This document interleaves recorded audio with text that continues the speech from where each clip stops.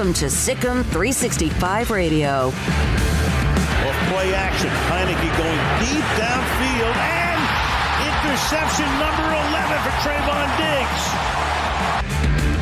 Sikkim 365 Radio is presented by IdealMRI.com. High-quality MRIs for $497 or less. IdealMRI.com. Your health is important, so is your budget. Third down and goal now. And Prescott wide open. No problem. Terrence Steele on the tackle eligible. The 3 o'clock hour is sponsored by Waco Custom Marketplace. Meats, sweets, Texas treats, and a cut above the rest. 425 Lake Air Drive, Waco. Championship if you score in all likelihood. And perhaps the CFP. Jackson trying to turn the corner. And he did not get there. Darren McFay raced him to the pylon and made sure he came up inches short. Here's Paul Catalina and J.D. Pickell. Welcome in to Sikkim 365 Radio. Monday, December 27th. Hope everybody's holiday was fantastic. We still have one more coming, and that's New Year's Eve and New Year's Day. Paul Catalina and J.D. Pickell today. The Smokes are still out. We'll have a different kind of show for you tomorrow before we meet up in New Orleans. So J.D. Pickell joins me today from Atlanta. I'm in Nashville at my girlfriend's parents' house. JD is at the Pickell Palace, we'll call it that, in Atlanta. And we're in a different part. We're not far from each other. Like, we're closer than I thought we were. We're about like 3.5 hours away right now, aren't we, JD? I was going to say, I wish we could have coordinated better on mine, and I would have come up to Nashville, met halfway or something, and found a way to get this thing done live. But no, I'm happy to be able to fill in and excited to talk some bowl games and the beautiful thing that is bowl season. Yeah, well, COVID doesn't agree with you. COVID hates bowl season, and it's wiping out games left and right. And, JD, I kind of have a larger discussion I want to make about this before we get into the show. The guests on the show, all the things we're going to do, but the bowl season's already been kind of fractured by opt-out and things like transfer portal and people opting out of the bowls. So I wonder, you throw in COVID. Does it change your mind on the 12-team playoff at all? I know that you're not in favor of it. We can go into that. But for someone who is so staunchly against it, the 12-team playoff would seem to solve some of these issues of transferring out of a school that can never be in the playoff or to go up the ladder, opting out of a bowl game that doesn't matter, all those different things. Those could maybe not eliminated, because I'm sure some people will still do it. But if you have a chance in the playoff, you would probably stay, and it would eliminate those things. So outside of your objection of too many teams are in and you like the 4, wouldn't this at least solve that problem for those teams that right now are getting decimated by opt-outs? Yeah, I think you can make a case for it. I think there's just different pieces that matter to different people. Like, I think we'd still have the playoff with 12 teams, and maybe that works, maybe it doesn't. But overall, if you're opting out of a New Year's Six bowl game, that still matters a lot to university. I get it's not the same level as a playoff game, but I still think we'd see a pretty frequent amount of opt-outs. Like the guys that are in it for the money, right? The guys that are in it for their draft stock, a playoff game, and they're a 9 seed. Maybe it moves the needle, maybe it doesn't. But I think we'd still see enough opt-outs to where it would impact the bowl season. So I think there's bigger issues at large for the whole bowl structure and ways that we can, I think, make it a little bit sweeter for players to play in some of these games. I think that's really what it is the players. It's like, hey, what am I getting out of this? What's in it for me in a bowl game? And if it's not, a Visa gift card that's moving the needle for you, you got to find a way to maybe do some profit sharing. So like you said, larger conversation, but my short answer to that is I don't know that it would move the needle a ton in terms of opt-outs. And that's just my own thesis. Well, if NIL, and that's going to be the new lifeblood of college football. If name, image, and likeness is now here, which it is, I don't understand why the players can't get part of that bowl payout. Why not? Yeah. What's keeping it from happening? Like, is that not going to, just help both parties. Like, how much money are you really making from a bowl game if you're a school that you can't part with to keep some of your best players, which is what fans are going to go see? Like, if Ole Miss doesn't have Matt Corral in the Sugar Bowl, you probably lose some people's interest in the Sugar Bowl. I mean, quite frankly, I mean, the Ole Miss fans obviously are still going to be there and still show out, but there's still a fraction that's like, man, we were going to go to that game because that was Matt Corral's last game as a Rebel. That's where we were going to go. Now we'll watch it on TV. Yeah. Well, I mean, look, and I mean, we have a guest, and you'll hear that recorded interview later. Brett Norsworthy from WHBQ in Memphis, a sideline for Ole Miss, an old friend of mine, and we talked about how Baylor and Ole Miss, outside of the playoff, might have the luckiest, set of circumstances in that no one's really in the portal that matters, and none of the big time players have opted out to go to the NFL. Even the guys like Matt Corral who are going to the NFL, and the biggest thing, like if you're Ole Miss is lucked out in that Matt Corral decided to play in this game, because if Matt Corral's not going and he might be the first quarterback taken, then what can you say if you're a healthy other Ole Miss player? 1,000%. I think it really goes back to culture. I guess the one thing that I guess you have to look at if you're Ole Miss and say maybe it's just the one tick on their otherwise clean resume is obviously Jeff Levy's not going to be there. He's not calling the offense, but I think it really does come down to culture, and both these teams, from what we can see, have a pretty rock solid culture from the top down. I mean, I don't think someone from a Dave Aranda coach team is going to opt out of a bowl game when you were 2-7 the year before. Like, this matters to those players. And I mean, a little bit different for Ole Miss, but if your leader, Matt Corral, who has everything to lose if he were to, God forbid, have a really horrible injury and hurt his draft stock, I mean, if he's not opting out, you definitely don't have a chance to opt out if you're a mid-round player on the Ole Miss team. Yeah, absolutely not. Now, JD, COVID is running roughshod through the bowls, and we've got, Boise State's now pulled out of the Barstool Sports Arizona Bowl. Miami pulled out of the Tony the Tiger Sun Bowl. Games getting canceled left and right, and people trying to find opponents. Kind of would like to see, the Arizona Bowl and the Sun Bowl maybe just like combine and share the profits or something and have those teams that are healthy play. I wonder, and not trying to get into the larger discussion of COVID, but when does the policy change to where, like we're going to see, like seeing the NFL right now, the NFL is not testing asymptomatic players, which I think is probably a pretty smart thing to do because who knows what if you're not sick, then you shouldn't have to sit out.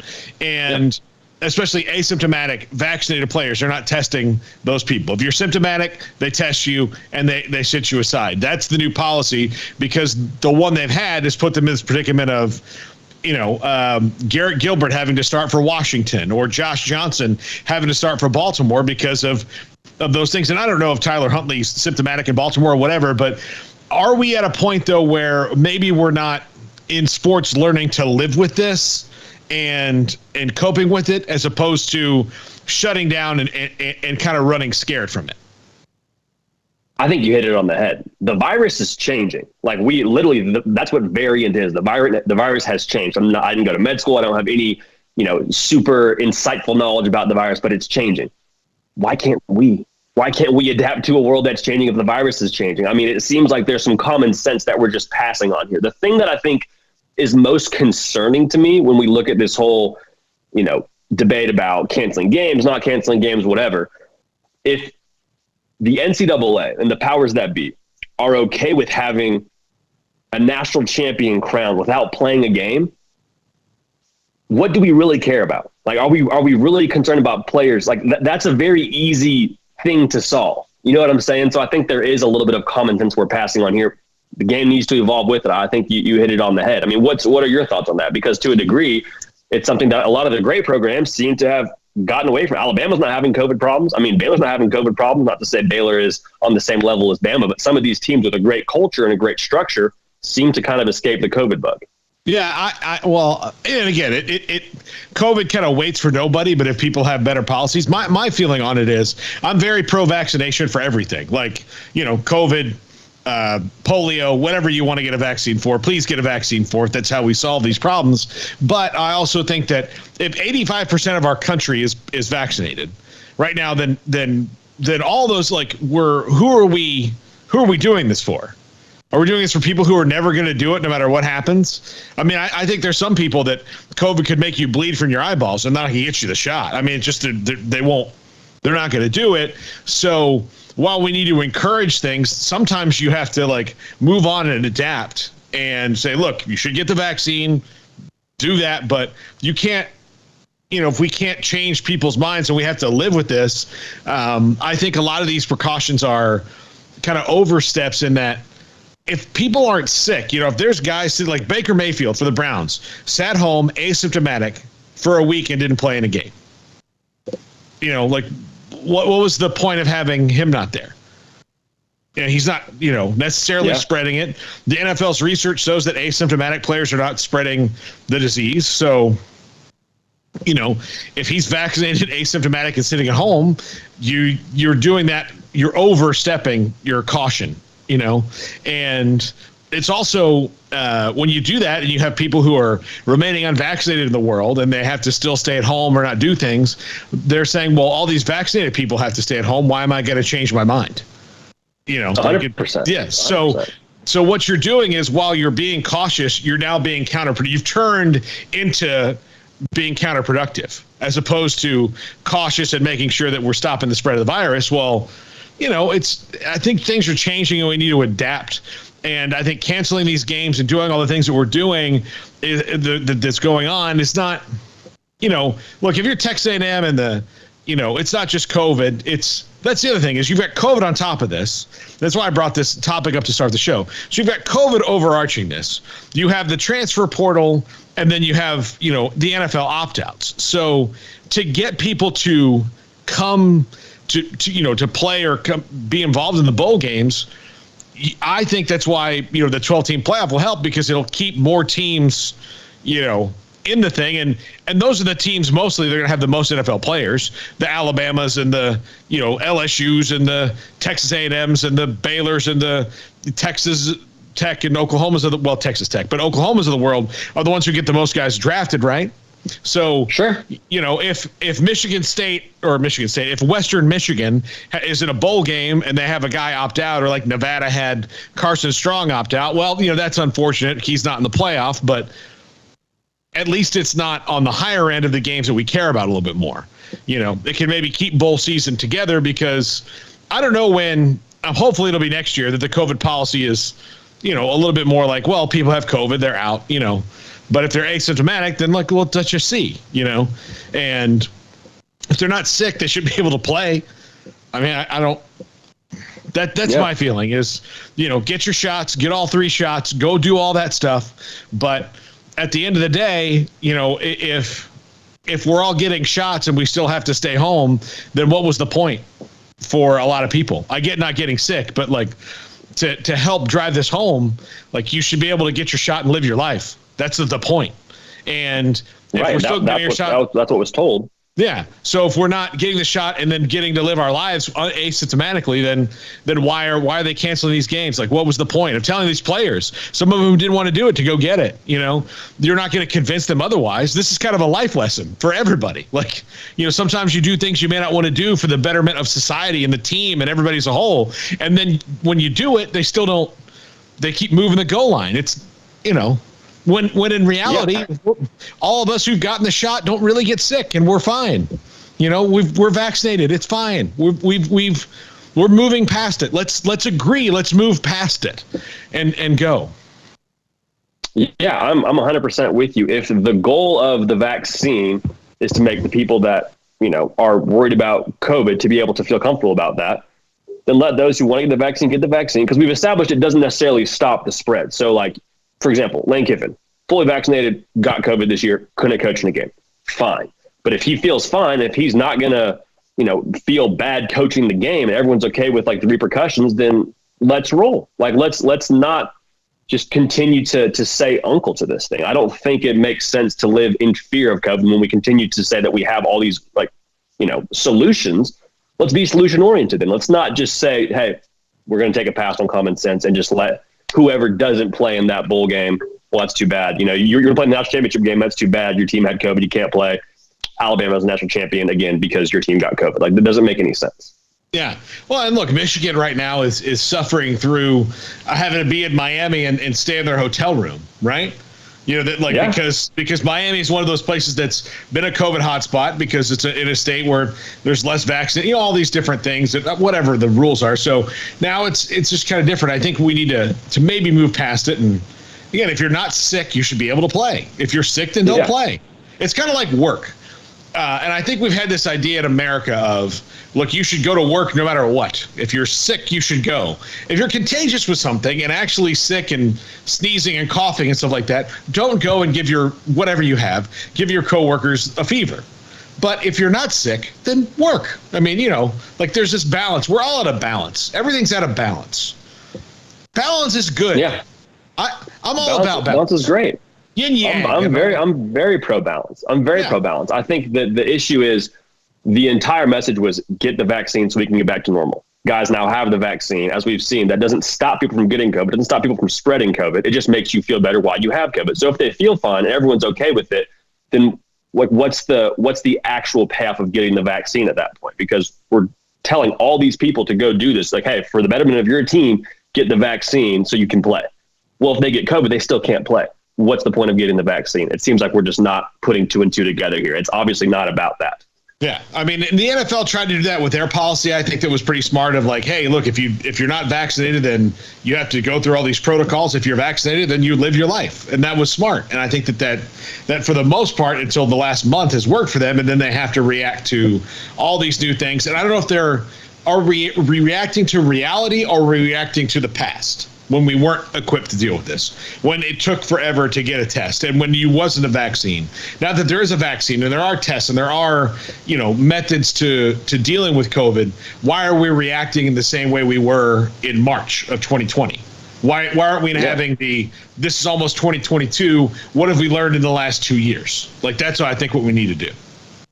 Yeah, and it sounds like, Paul, I'm not here to talk about the impact exactly. I don't want to downplay the impact. I know a lot of people really suffer from COVID, but it sounds like the variant, to the best of my knowledge, is substantially less impactful from the original version of what this was. Seems like we should probably respond accordingly. Yeah, I think so. I think you just need to move on and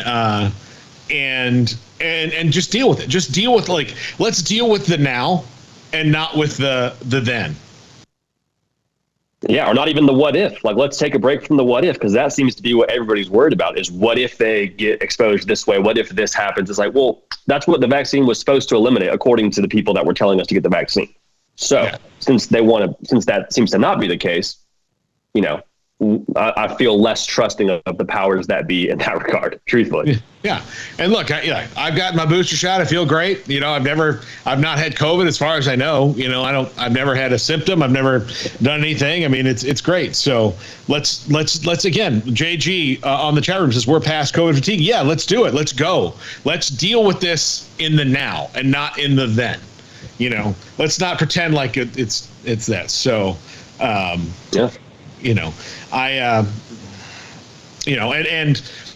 I'm a person who has thank you, Jack. I'll do that.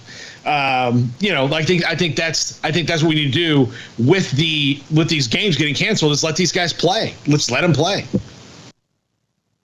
So yeah, I mean, I think it should be a choice, right? I mean, not to, again, I'm not here to talk about the nature of the virus, but if someone has the flu, there's the chance they could pass it to somebody else and they could get sick. You don't hold them out of a game. I think if you have your flu shot and you're good to go and that's what you're comfortable with, or even if you don't have your flu shot and you feel comfortable with it, let's roll with the punches a little bit here and not be so scared about, the label of COVID. Because if we switch the label COVID and flu, I think there would be a very different response to what this would be like. Yeah. Yeah, absolutely. Absolutely. Now, look, we've got bowl games coming up. We've got the Sugar Bowl coming up. We're going to have lots of stuff. I'm excited about this Sugar Bowl game. We'll take a break right here. We'll come back with a short segment. We'll break again. We kind of let this get out of hand a little too long. We've got a break right here. We'll come back. We got to talk about Sugar Bowl. And then we'll see Dave Aranda's press conference from earlier today. We'll see Lane Kiffin in the 4:00 hour. Plus, we've got Pete Mundo talking Big 12 football and Brett Norsworthy talking Ole Miss. Later in the show, Dave Hellman, DallasCowboys.com, from talking about that blowout last night on Sunday Night Football here on Sikkim 365 Radio. We'll break. We'll be right back after this to Sikkim 365 Radio. American Bank has been serving Waco since 1952, and we're just getting started. Hi, I'm President and CEO Dana Hassel. Over the past few years, we've been busy investing in new technology to give you the best banking experience possible. We've also expanded our downtown branch and built 2 state-of-the-art buildings at our Woodway and Belmead locations. With bright open lobbies, plus fast, personal, interactive teller machines, everyone in Waco is now just minutes away from face-to-face banking. Visit us today and see how we're invested in serving you at American Bank. Member FDIC. Baylor University is where lights shine bright. So, let there be light. Let there be roommates and teammates, scholarship and championships. Let there be fresh starts and new traditions, fast friendships and lasting impacts. Let there be laughter. Let there be joy. Let there be light. Baylor University, where lights shine bright.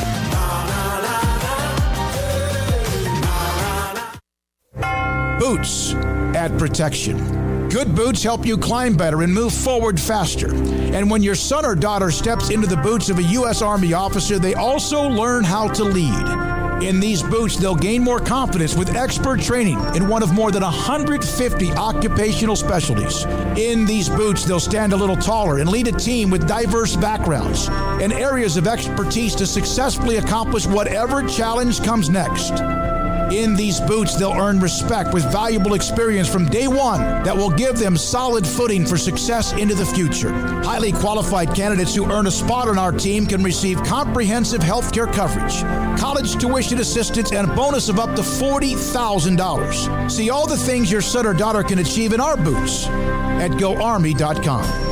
U.S. Army Waco Recruiting Company, 254-598-8131 or 254-776-1543.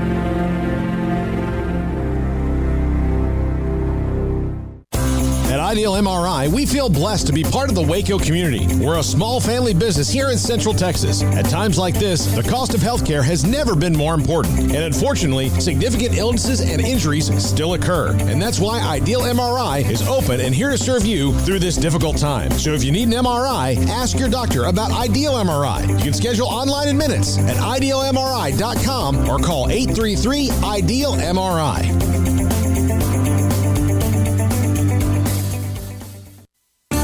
There are 26 letters in the alphabet, over 600,000 words in the dictionary, and just 3 of them said together can change everything. Let's order pizza. Those 3 words lead to dough made from scratch and 3 fresh signature cheeses that blanket golden crust in a heavenly melt on Marco's Pizza that'll blow your mind. So visit Marcos.com to order and stop by Marco's Pizza in Belmead, China Spring, Woodway, and soon to open in Robinson. Marco's. Pizza lovers get it.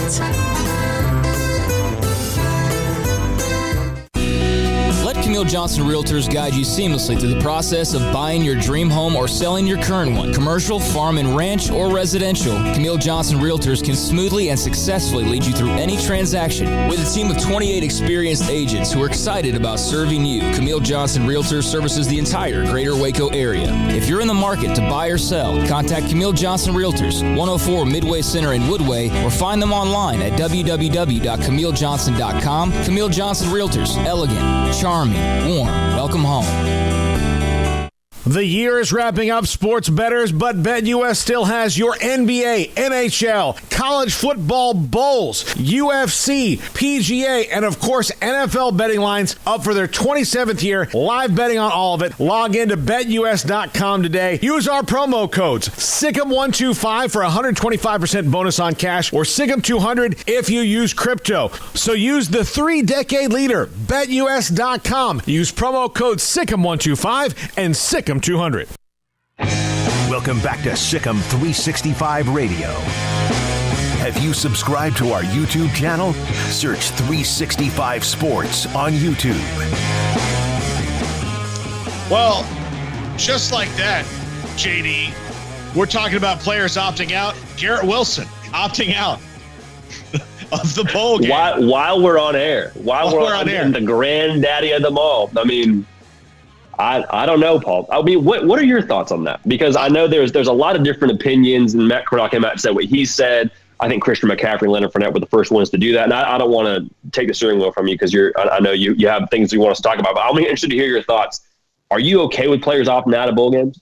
I agree with Mike Leach on a great many things. Candy corn is garbage.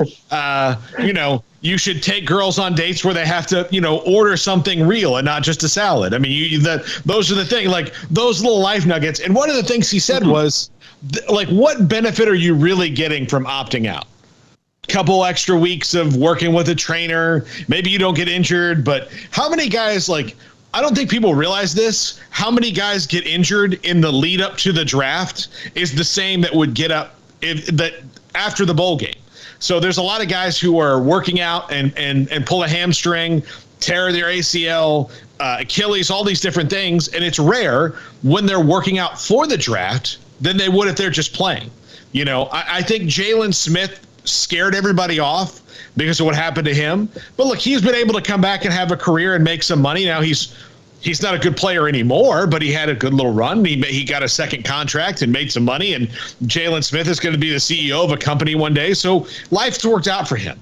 And I don't think people should opt out because of one thing. This one thing happened to this guy and it was devastating. Yeah, but that could have happened to you just by luck. It didn't happen to you in the 12th game and not the 13th.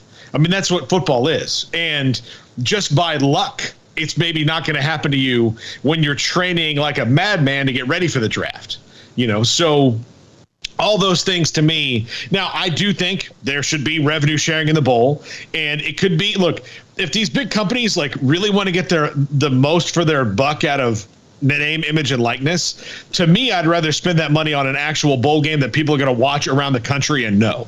So if you're raising canes and paying Spencer Rattler a bunch of money, right? Wouldn't you rather just, spend that money on a bowl game and give it to Spencer Rattler's whole team and have them all do it? To me, I think that, these are where the NIL deals need to go. And while, there might be an overall bowl game, you can make an NIL deal with an overarching thing and be like, look, if you're in this bowl game, it's a pretty easy rule change. The players get this much of the pot for name, image, and likeness for endorsing this product. And being in this game, they get this. And then, the schools and the conferences get what they get. I don't think it's outside the realm of possibility to encourage guys like, oh, hey, I'm going to make $5,000 for being in this bowl game. And that's just an arbitrary number. I'm not saying, that's what it would be. I don't know what the actual, dollars break down to, but I absolutely think that you should, loop this in it and make it work, because otherwise you're going to have guys like Garrett Wilson opting out for what to me I think is, okay, and not saying this, but what if he does pull his hamstring while he's trying to, add a tenth of a second to his, well, a tenth of a second is a lot, 100th of a second to his 40 time, Sure. I mean, the guy's already probably a 4.35, so is he going to get down to a 4.33? And what if he pulls his hamstring or tears his hamstring doing that, and instead of being a top 12 or 15 pick, he's a top 40 pick? Isn't that the same thing? Yeah. Yeah. I think that's a really fair way to look at it, because people say, okay, I'm opting out to start preparing for the NFL draft. Well, guys start draft prep right after the, bowl game. It's not like you're losing 2 months of prep. Also, when you go to do combine prep, you're not training football things. Like, yes, you are training, obviously, the drills, and you're training, the gauntlet and things like that. So you're still working football skills, but you become a track athlete. Like, you will very rarely run 40 yards full speed out of a 3-point stance as a wide receiver. Like, that's just, the reality. And so I think there needs to be some common sense, similar to the COVID thing, not to make this a COVID show, but similar to, that whole situation. Do you want to live your life in fear of, okay, what if this happens and I play in the bowl game, I play in the Rose Bowl game with some of my best friends and, break a bone or whatever it is? I don't think it really, and again, I've never been offered millions of dollars to, go play a sport like football at the highest level. Like, I want to make sure I at least succeed that, because it's a very real thing of missing out on a couple $1 million. To them, that's a lot of money. To anybody, that's a lot of money. So I do want to succeed that, but I think to a degree, like you said, it could happen walking down the street. It could happen in practice. It could happen in combine prep. So I think it's just a matter of what's important to you. And if I'm a GM, I'm taking a really hard look at a guy that wants to opt out of a bowl game, especially a bowl game like the Rose Bowl. Do you love football? Do you really love football because you had a chance to play in one of the biggest bowl games with some of your best friends for something you had worked your entire career for at Ohio State, and you chose to sit out because you want to make a couple extra $1 million? That money is going to be there. That Rose Bowl game is not going to be there when you're all said and done. So just something I think it just becomes a matter of what you're weighing. Yeah. Now there are issues like, because you have Jalen Smith, and I'll give you another Cowboys linebacker who's going to ruin it for everybody, is Micah Parsons is going to be the rookie of the year and quite possibly the defensive player of the year. And he opted out for COVID and didn't play at all his last year that he would have played at Penn State. And he's the best defensive player maybe in the NFL right now. So people will point to that and be like, well, I maybe you're going to opt out, you're going to do those things. So I worry about that. But I think you're looking at, this is the first guy who's done this since Lawrence Taylor. So let's not pretend like we're all Lawrence Taylor here. Right. I think there's that kind of those biases that like sneak into people and like, well, this happened to so-and-so. Well, like the reason that we know it happened because it only happened once, like we've talked about it. So the reason we're worried about it was like, oh, this is what happened to Jalen Smith. Yeah. But what about, the scores of other people, thousands upon thousands of guys who've been drafted in the NFL over the time that didn't have career-threatening injuries in a bowl game when the game was a lot less safe to play, right? So 100%. Yeah. 100%. So, there's guys who had good, long 15-year NFL careers that, if you broke your thumb in a bowl in the college game, they just tape your hand up and roll it out, Yeah. And if you had a concussion, they would do this and you'd be like, that's 4. Like, all right, he doesn't have a concussion. He can count, But yeah, 100%. So 100%. I mean, let's say Garrett Wilson has an amazing Rose Bowl. Let's say he goes for 200 yards, 3 touchdowns. Does that not make him a few $1 million? Does he move up a spot or two and maybe get a chance to make some of that money that he's thinking he could lose by playing in it? Like, what if you have a wildly successful bowl game and help your draft stock? I think that's something that players should look at as an opportunity. Yeah, I do think it is. It's kind of like we talked about COVID in the first segment. We talked about this. We're all reacting to like little things. Now, I know COVID's not a little thing, but like we react to little episodes of things. I'm not going to do this because this one thing happened to this one person that I'll never know and I heard about it. Well, what happens to the most people? What happens to the 99.9%? Nothing. Right. Nothing. Right. So, look, I'll tell you this, and I'll admit to being a bit of a hypocrite. I'm never going to go snow skiing or snowboarding in my life. I'm never going to do that at all. I promise you that. And it's mostly because I don't like snow. But my one fear is that, like, I know people have fallen. There are people who fall down a mountain and die. That's pretty rare, though, because ski resorts couldn't stay open if people continue to fall down the mountain and die.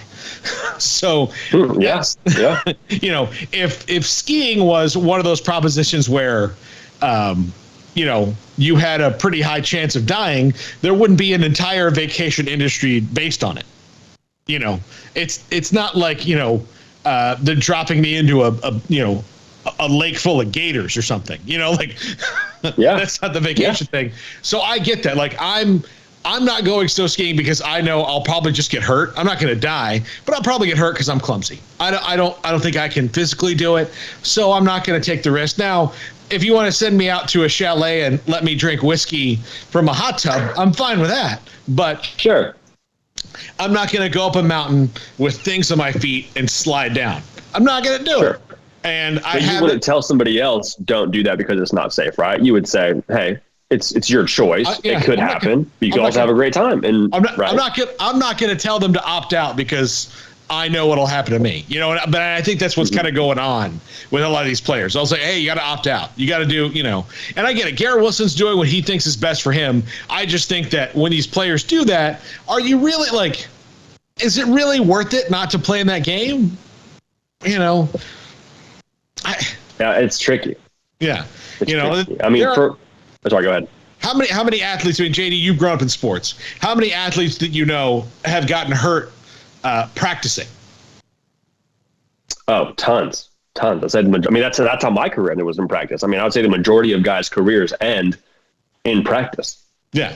And how many of guys do have little nagging injuries? I hear it all the time, like can't run in the combine because they hurt themselves working out. Well, that wasn't team sanctioned. That was agent sanctioned. That was just your agent. That wasn't a team that's trying to get you in a game. So, there are benefits to things I think that people don't completely see. Right? I agree. Yeah, I think they are. All right, we'll take a break right here. When we come back, we're going to go straight into the Dave Aranda press conference from today. And then on the other side at the top of the 4 o'clock hour, Pete Mundo, Heartland College Sports, will talk Big 12 with us and, Baylor's place in this game, his response to their kind of big jump where the Big 12 sits in the future. Very curious to hear from Pete Mundo. JD Bickel joins me. And real quick, I did get a text. Smokey and Craig are not sick. We are in a weird travel situation. They're not sick. We're kind of going in all different directions. The three of us are not in the same place right now.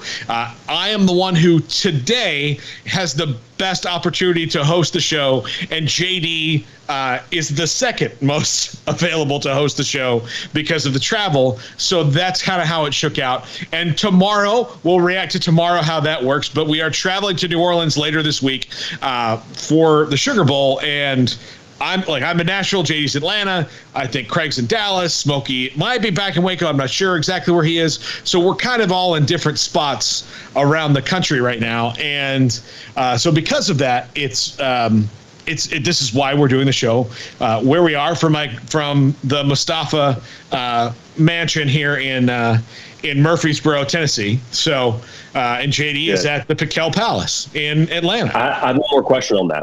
So both the Smokes then are also not in the transfer portal. They're not in the transfer portal. No, they're not. Good. They are. Okay, good. They're good. returning. They're returning and exercising the remaining eligibility. Which at Sikkim 365, I think as long as we before you guys throw us in the fire. So we're fine. So when we come back, Dave Aranda, as Baylor gets ready for the Sugar Bowl. This is Sikkim 365 Radio, 365 Sport. The all-new 2021 Jeep Grand Cherokee L is in stock. The beautiful, luxurious, elegant third-row seating carries the prestigious Jeep heritage. First responders get an extra $500. The 2021 Jeep Grand Cherokee Laredo or Limited has total values of $2,400 or 0% for 72 months. It's the Big Finish sales event now at Allen Samuels, 201 West Loop 340 in Waco. Come by. Let's be friends. See dealer for details. All offers have credit requirements. From the first workout to the last practice, sports is an incredible and rewarding challenge. Hi, this is Dan Ingham with the First National Bank of Central Texas, and we're proud to support each athlete, every parent, and our educators. From families, small businesses, to the biggest industry, we're here to help. With remarkable products like our free First mobile app, we've got banking ideas that fuel big dreams. That's the First National Bank of Central Texas. Familiar faces making local decisions. Member FDIC, Equal Housing Lender. You want to know why Stonewood Dental is so successful? Listen to what happy customers have to say.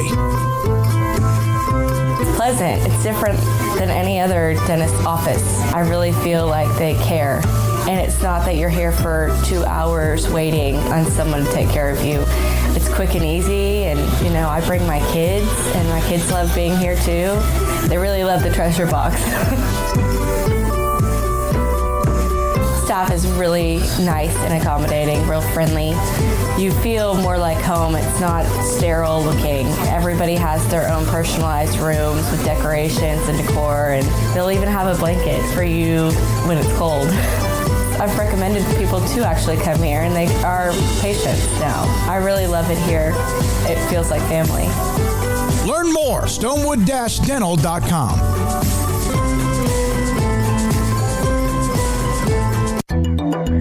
It takes time to reach goals. It's a truth that applies to more than sports. It goes for your financial goals as well. You work hard for your money, and you deserve an investment strategy that lines up with your game plan. And Tom Albers, your Edward Jones financial advisor, can help. If your financial investments aren't putting forth the effort you desire, stop by today for a financial review. Tom Albers, 4301 Lakeshore Drive, 254-776-7605. Edward Jones, member SIPC. It's plain and simple. Waco Custom Marketplace is the one-stop shop for what you need for tailgating, from charcoal, cold beer, and wine. And of course, customize your order with brisket, tri-tip, sausage, wings, smoked pork tenderloin, country style or pork spare ribs, marinated beef and chicken fajita meat, ground beef and chili, meat, hot dogs, and burgers, buns, seasoning, sauces, chips. There's fresh baked bread and kolaches every day, breakfast sausage links, and you can also customize your favorite cut of steaks from select, choice, or prime, bacon wrap fillets, ribeyes, New York strip, sirloin, T-bone, and porterhouse. Full service butcher shop includes pork, poultry, beef, chicken, and seafood, serving Waco restaurants and families since 1940. Your one-stop shop for beef, pork, poultry, and seafood needs. Waco Custom Marketplace, 425 Lake Air Drive, or WacoCustomMarketplace.com. With so many companies and policies out there, it gets so confusing shopping for insurance, and I never know if I'm getting the policy that's right for me. Luckily, I met the team at the Niche Group Insurance Agency. With the Niche Group, you can go to one company and get access to coverage options from many insurance carriers, and you get to speak to a real person about your specific coverage needs. With the Niche Group, I know I'm getting the right coverage at the right price. If you need insurance, talk to the experts at the Niche Group at 1-800-258-8302. This is Sikkim 365 Radio. Text us at 254-339-1122. The Sikkim 365 Radio text line is sponsored by Riverbend Liquor and Wine, with the most extensive variety of craft beer in Waco. A hidden gem on Lakeshore Drive and 19th Street. It's good to see you guys. I hope everyone had a Merry Christmas. I know for us, it was fun to have some time off and to be with family, and to enjoy the day. Prior to that, the prep for practice has been eventful and strong. I feel good, going into this last week of where the team is at. Had 7 days prior to this, 7 practices, so 1 through 3 really made that kind of about us, ones versus ones, competition, O versus D, 2-minute red zone, competing, one-on-one throughout the day, running backs, linebackers, O-line, D-line, pass rush.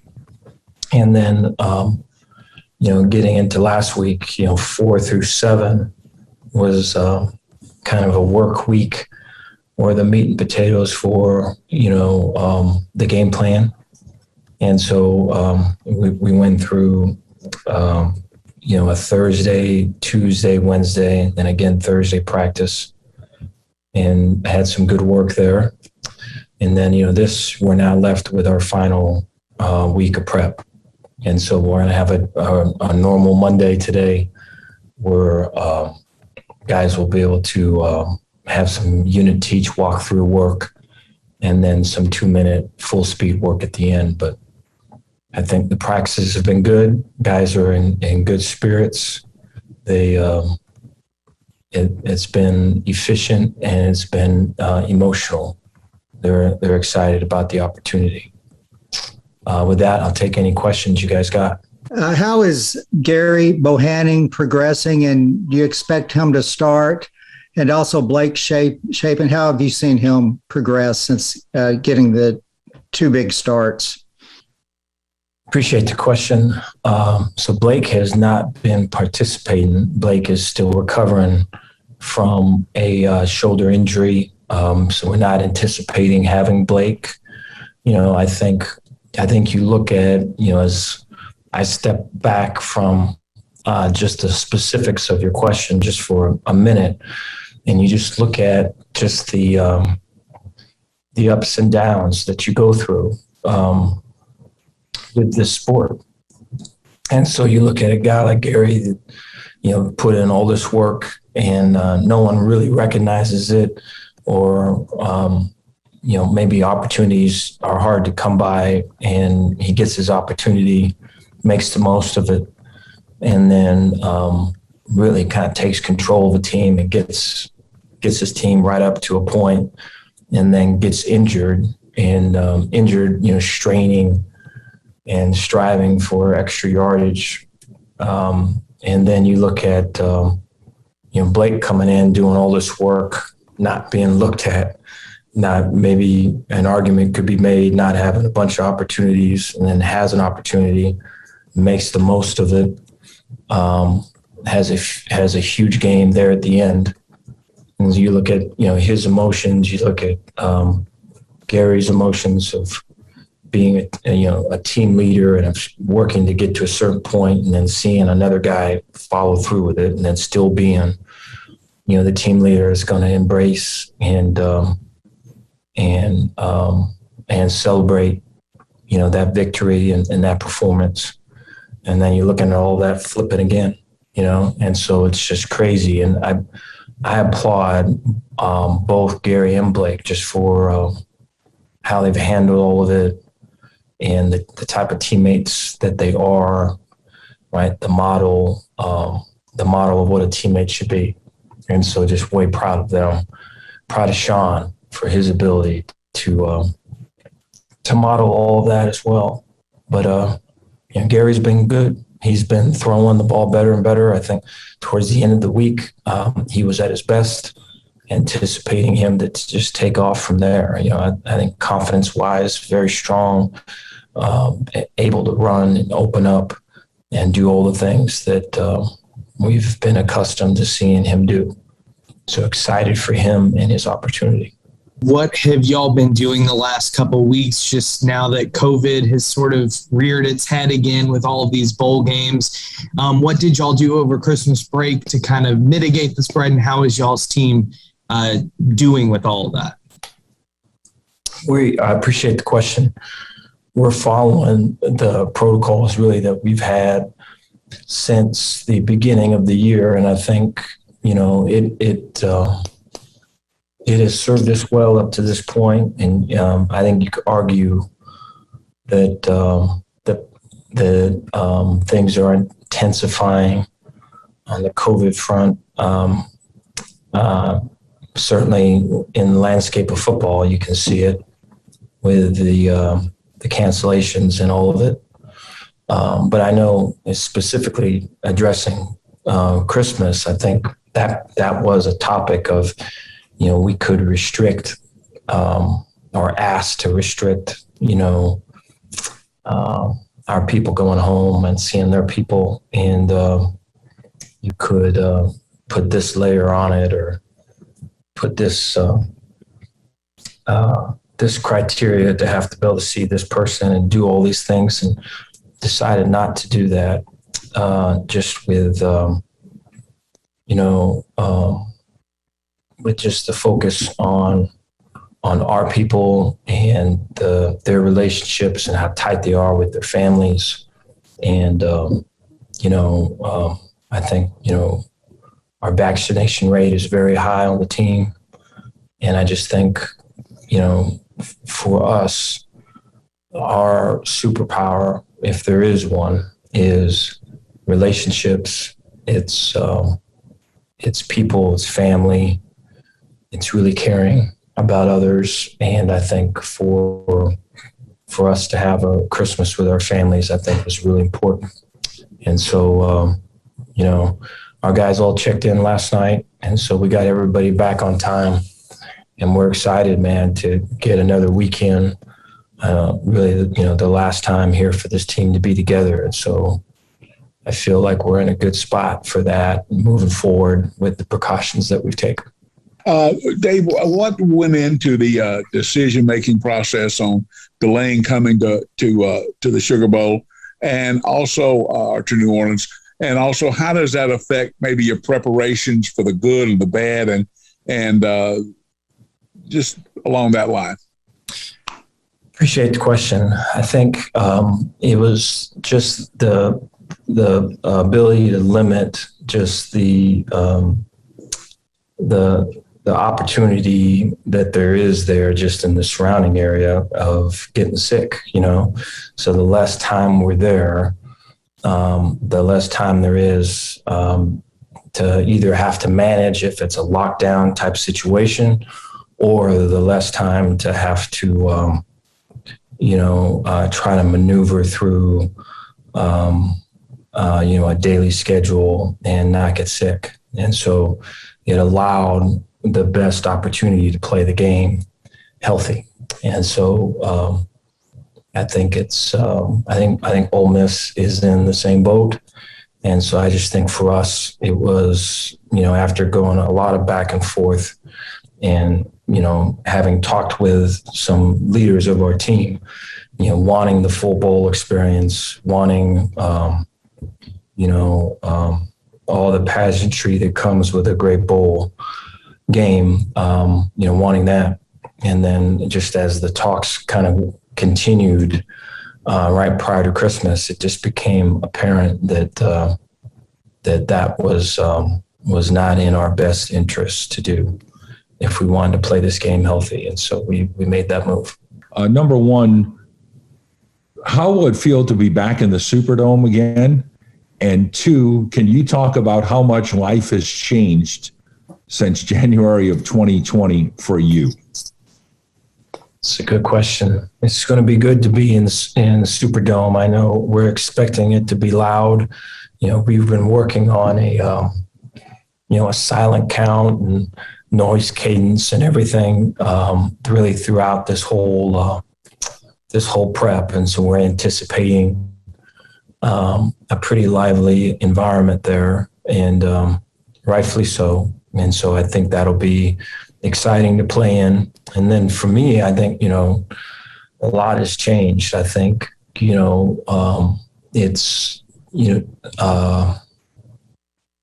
I think probably the last time I was in that stadium, I think life was probably simpler.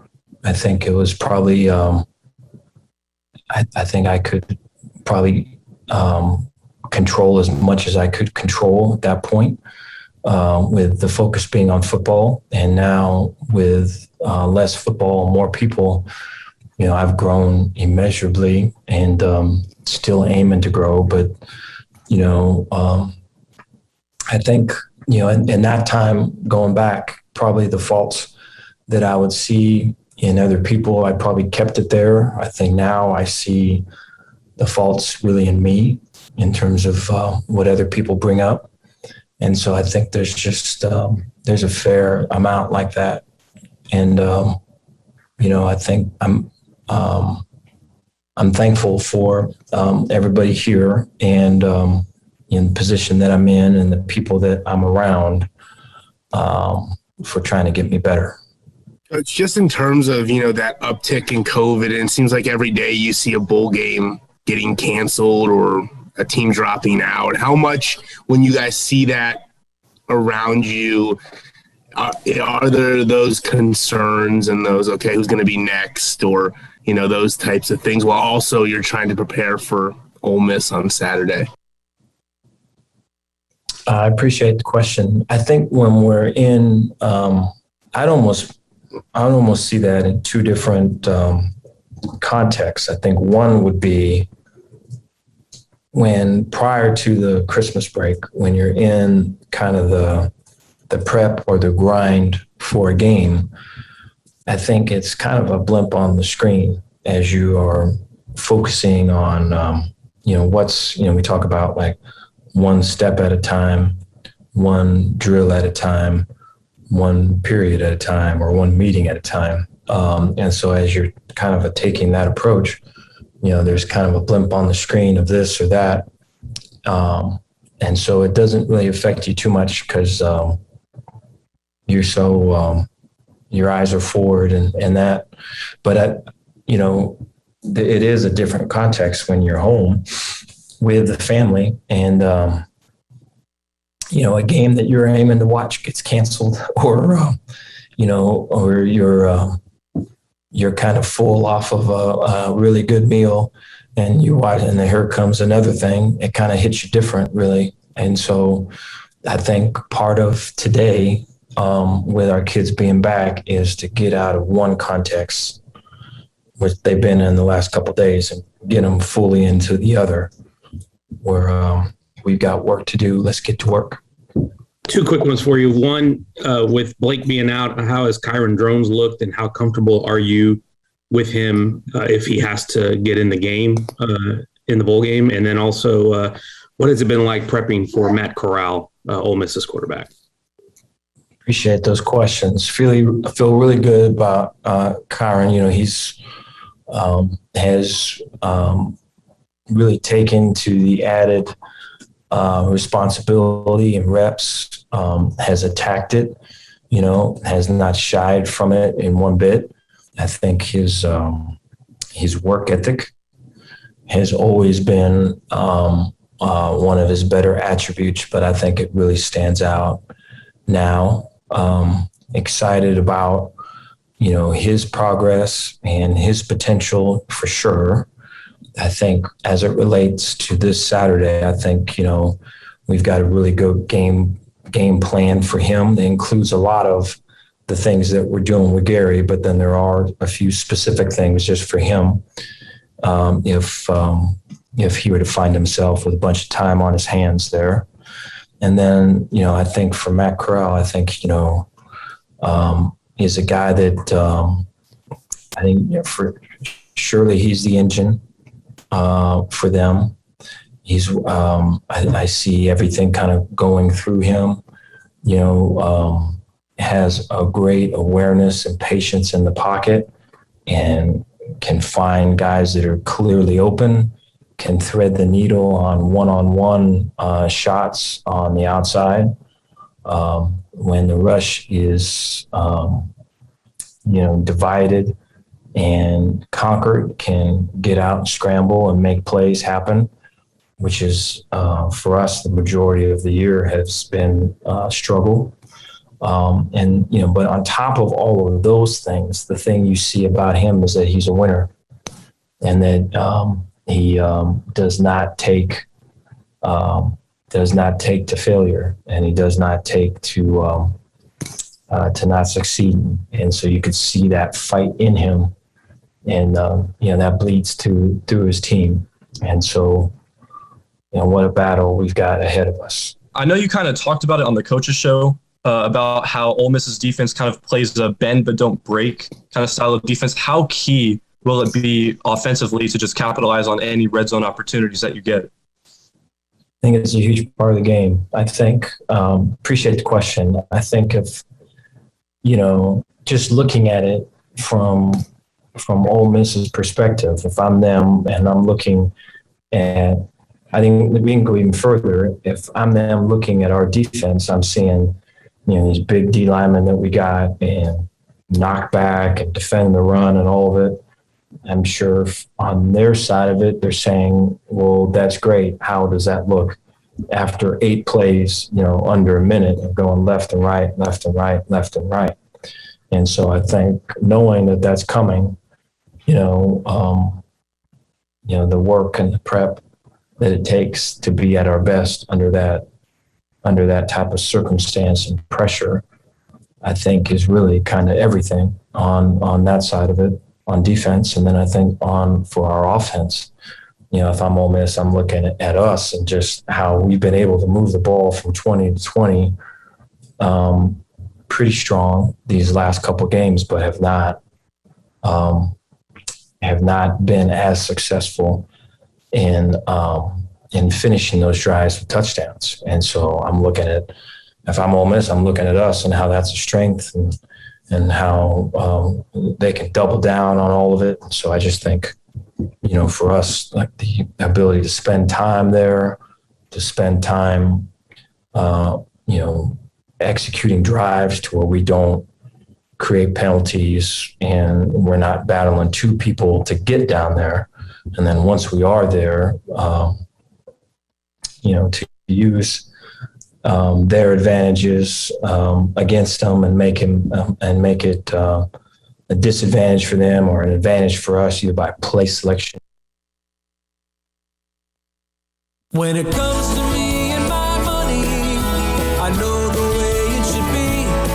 I need a partner I can count on. That's Janko Genco has extended their offer till the end of the year. Refinance your vehicle today at Genco with rates as low as 1.69% for 48 months. And have 90 days of no payments.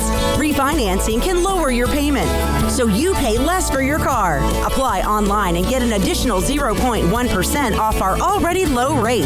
You can't pass on rates this low and make no payments for 90 days. For more information, go to GencoFCU.org. Annual percentage rate subject to change without notice, subject to credit approval, membership eligibility, and loan policies. NCUA, Equal Housing Lender. They're people I trust. They treat me like family. My money, my future, my credit union. Genco. Texas Farm Bureau Insurance has protected fellow Texans with auto, home, health, and life insurance since 1952. With more than 260,000 square miles of land and 27 million people, that's a lot to cover. Whether you're wrangling cattle or wrangling kids, we're proud to protect Texans in all Texan ways of life. Stop by and see our agents at one of our 3 McLennan County locations. Coverage and discounts are subject to qualifications and policy terms and may vary by situation. Hey there, it's Jay from Pickup Outfitters with a holiday public service announcement for all the wives and significant others out there looking for Christmas gift ideas for their man. They say the way to a man's heart is through his stomach. At Pickup Outfitters, we say the way to a man's heart is through his truck. And there's no better Christmas gift for the man in your life than something for his truck. Would your man rather have a new bathrobe or bumper or a cool light bar, socks or a lift kit, a new wallet or new running boards? The answer seems pretty clear, doesn't it? Pickup Outfitters is your Christmas gift headquarters. Why get your man a hoodie when you can get him a slick new retractable bed cover? So don't waste money on a meat thermometer or sweatpants when you can get him a gift certificate for anything he wants for his truck. That's the way to get to a man's heart. Stop by Pickup Outfitters at 220 Lake Air Drive in Waco or check us out on the web at createacommotion.com. Don Humidor, your home with a 48-foot walk-in humidor with the elite cigar brands from around the world, including the #1 cigar of the year, Aging Room Cuatro Nicaragua. Plus, they have the great brands like Macanudo and Artur Fuente, Rocky Patel, Aston, and so much more. CBD, great for sore muscles, aches and pains, sleep, Vita Dreams, and anxiety, mild depression, general health and wellness. Their staff very knowledgeable on the subject. If anyone is curious about CBD, ask Carol and Ashley. Don Humidor in the Townwest Shopping Center off Valley Mills in Waco. At long last, it's time for some college football. Bird Collision Ford proudly supports the Baylor Bears as they take the field this season. Hi, I'm Mark Stewart with Bird Collision Ford. We have some great vehicles available this season as well, so come check out our winning lineup of new Fords. Let's cheer the Bears on to victory and celebrate by buying a new or pre-owned car, truck, or SUV. Visit us anytime at bkford.com. Buying made simple at BK Ford. Sic 'em Bears.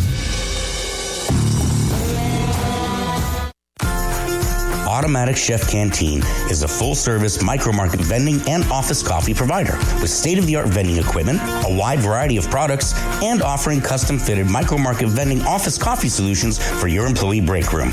You want a full break room solution and a workplace oasis? Well, Automatic Chef Canteen, locally owned and operated for over 50 years in Central Texas, also includes in-house mechanics on call 24/7 for fast, reliable service and maintenance. Automatic Chef Canteen, 6900 Imperial Drive in Waco, or online at automaticchefcanteen.com.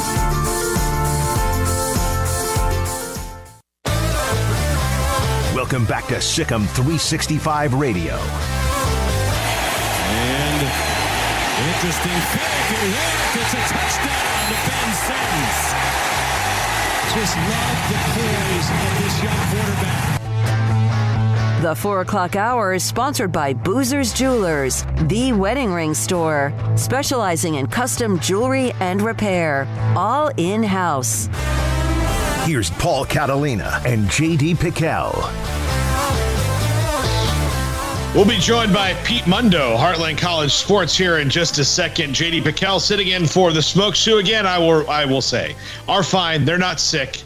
This is a weird holiday travel situation with a bowl game coming. I'm in Nashville right now, at my girlfriend's parents' house and Murfreesboro, to be more correct. I'm in MTSU country, not Vanderbilt, technically. JD is in Atlanta before he heads back to Waco, so he graciously, jumped in with very short notice, and I appreciate him today. And now we're joined by Heartland College Sports Zone Pete Mundo, who you can watch his podcast on our YouTube channel, and he does a lot of stuff with the Big 12. There's a great show and podcast about Big 12 and things going on. Pete, thanks for jumping on the show today. I will say, to start off, let's get kind of the negative stuff out of the way. How nervous are you about this bowl season now that COVID is continuing to rear its ugly head? Well, guys, thanks for having me. I think it's becoming a convenient excuse for teams that maybe don't want to participate, have coaching turnover, have guys who have hit the transfer portal. And I'm not, directly saying that with any knowledge, but it does seem to be very convenient for some of these teams, predictably some of these teams who have had a lot of, turnover, tumultuous several weeks, that suddenly they're the ones who all of a sudden are catching COVID. I don't know if there's a correlation between coaching turnover and drama in a program and COVID, but apparently it does exist if you kind of follow some of the teams who are backing out of games. I think it really speaks to a bigger picture that these lesser bowl games have certainly not had the value in the last several years since the college football playoff came to be of what they had 10 years ago, 15, 20, 25 years ago. And, for those of us who just love college football, it's a darn shame that that's the world we're living in, but it is what it is. And I think that, the new variant of COVID, the Omicron variant, is becoming a reason for teams to say, hey, you know what? We're out. It's a way to get out of this thing. So let's avoid it altogether and, kind of move on, so to speak. Pete, how difficult is it to reschedule some of these games? Because I guess in the most extreme case, right, it would be the national championship has one team bow out with COVID, the other team plays. We're seeing it now with the Sun Bowl. Is there any wiggle room for us to get some of these games rescheduled? How tall of a task is that? Oh, it's incredibly difficult. Think about it. Like, some of these teams you're seeing say, hey, I'd love to, we'd love to play in a bowl game. It's great. I appreciate some of them. We saw, who was it? Stephen F. Austin's coach come out this week and say, yeah, we'll play in the Sun Bowl. We'd love to do that. And I respect that. But at the same time, is that putting those guys in a difficult spot? Like the guys who haven't really played a game in 3 weeks, haven't practiced in 3 weeks, they're home for the holidays. Are you literally putting your guys theoretically in some type of danger, taking them off their couches, putting them in a game scenario against a team that's been practicing for 3 weeks? What does that look like? I think it's much easier said than done to say, well, we take this team, we pop them in there. Look at the Sun Bowl, kind of what you referenced right there is happening. It's a total mess. It's a mess for TV. It's a mess for the fan base. It's difficult for the teams. It's not easy. I don't like that this is becoming acceptable in many ways. And, I hate the fact that it doesn't seem like we're really questioning any of it either. We're just kind of rolling with it. We're told to roll with it. And you're not supposed to really say anything about it outside of, well, who can fill the gap? Well, how about the fact is, do we need to be filling this gap? Is it a necessary requirement to fill this gap? Should there theoretically be some type of, I don't want to say a punishment, but, if you get accepted and you agree to play in one of these bowl games and you're backing out a few days before, you put a lot of people in a tough spot. Those who booked hotels that may not be refundable, your own fan base, air flights, whatever it might be. You hose a lot of people, and I just don't think it's right or fair. Yeah, Pete, we talked earlier in the show, and we'll get to the Big 12 in a second, about maybe the bowls, now that there's NIL, need to start cutting the players in so some of these opt-outs don't happen. Right? Give us some of the money. Yeah, absolutely. I think that when you talk about that issue in particular and the opt-outs, I don't know what you do about that. I'm never going to be the kind of guy who says, hey, if you're a first-round pick in the NFL draft from Oregon, let's say, the Thibodeau kid from Oregon, he's a top 5 pick in the NFL draft. Am I ever going to say to him or believe that kid should play in the Alamo Bowl instead of getting ready for the NFL draft? If he blows out his knee, think about, I'm forgetting his name, Jalen Smith, I think, from Notre Dame a few years ago. you blow out your knee, you go from a top 5 pick to a second or third rounder. I don't think that's a fair spot to put a young guy in, but I certainly look at, guys are still playing in the college football playoff, thank goodness. But I just wonder if it's a matter of time before some of these, agents and people involved say, even if it is a college football playoff, this is not worth your time. The risk reward is not worth it. Back out, don't play. I don't think we're there yet. I'm hopeful that we'll continue to be in a place where the kids just love playing the game and love playing with their teammates in one final run. And that's what I get excited about this time of year, as I know many fans do. But you never know, because I couldn't have predicted the situation we find ourselves in right now 5, 6, 7, 8 years ago, and here we are. And how far away do you think we are from something like that, where we see players opt out of a playoff game? Like you said, is it a matter of time before agents start saying, like you said, hey, this isn't worth your time. You're going to make a couple extra $1 million if you don't play. I mean, how far away are we from that kind of world, do you think? I don't think far. I really don't, unless the NIL world does change to the point where guys can sign, a 200, and I'm just making up numbers here, but let's say a 6-figure deal to be the face of a local, car dealership for the month between the playoff announcement and the playoff game. I mean, is that something that's feasible? It certainly is. I mean, it's the Wild West. The name, image, likeness thing is completely out of control. It's the Wild West. There's no doubt about it.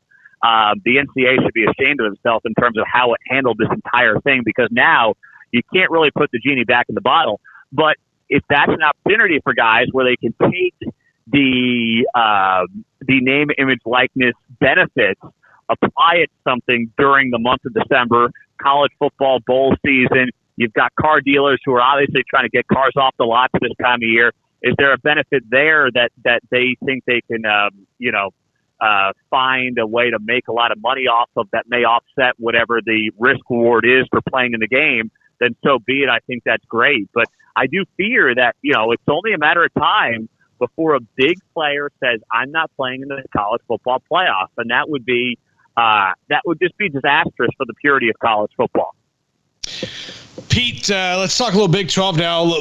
We obviously, we'll start with Baylor because we are, at our heart, still a Baylor centric show. Baylor wins the Big 12, surprising everybody, because I don't think anybody had them in this position at the beginning of the year. I think we all thought they would be better, but not this much better. Your thought on Baylor and particularly, and also Oklahoma State, and teams that were outside the norm of who we're going to pick to win this league, playing for the conference title and playing a classic, and then Baylor winning it.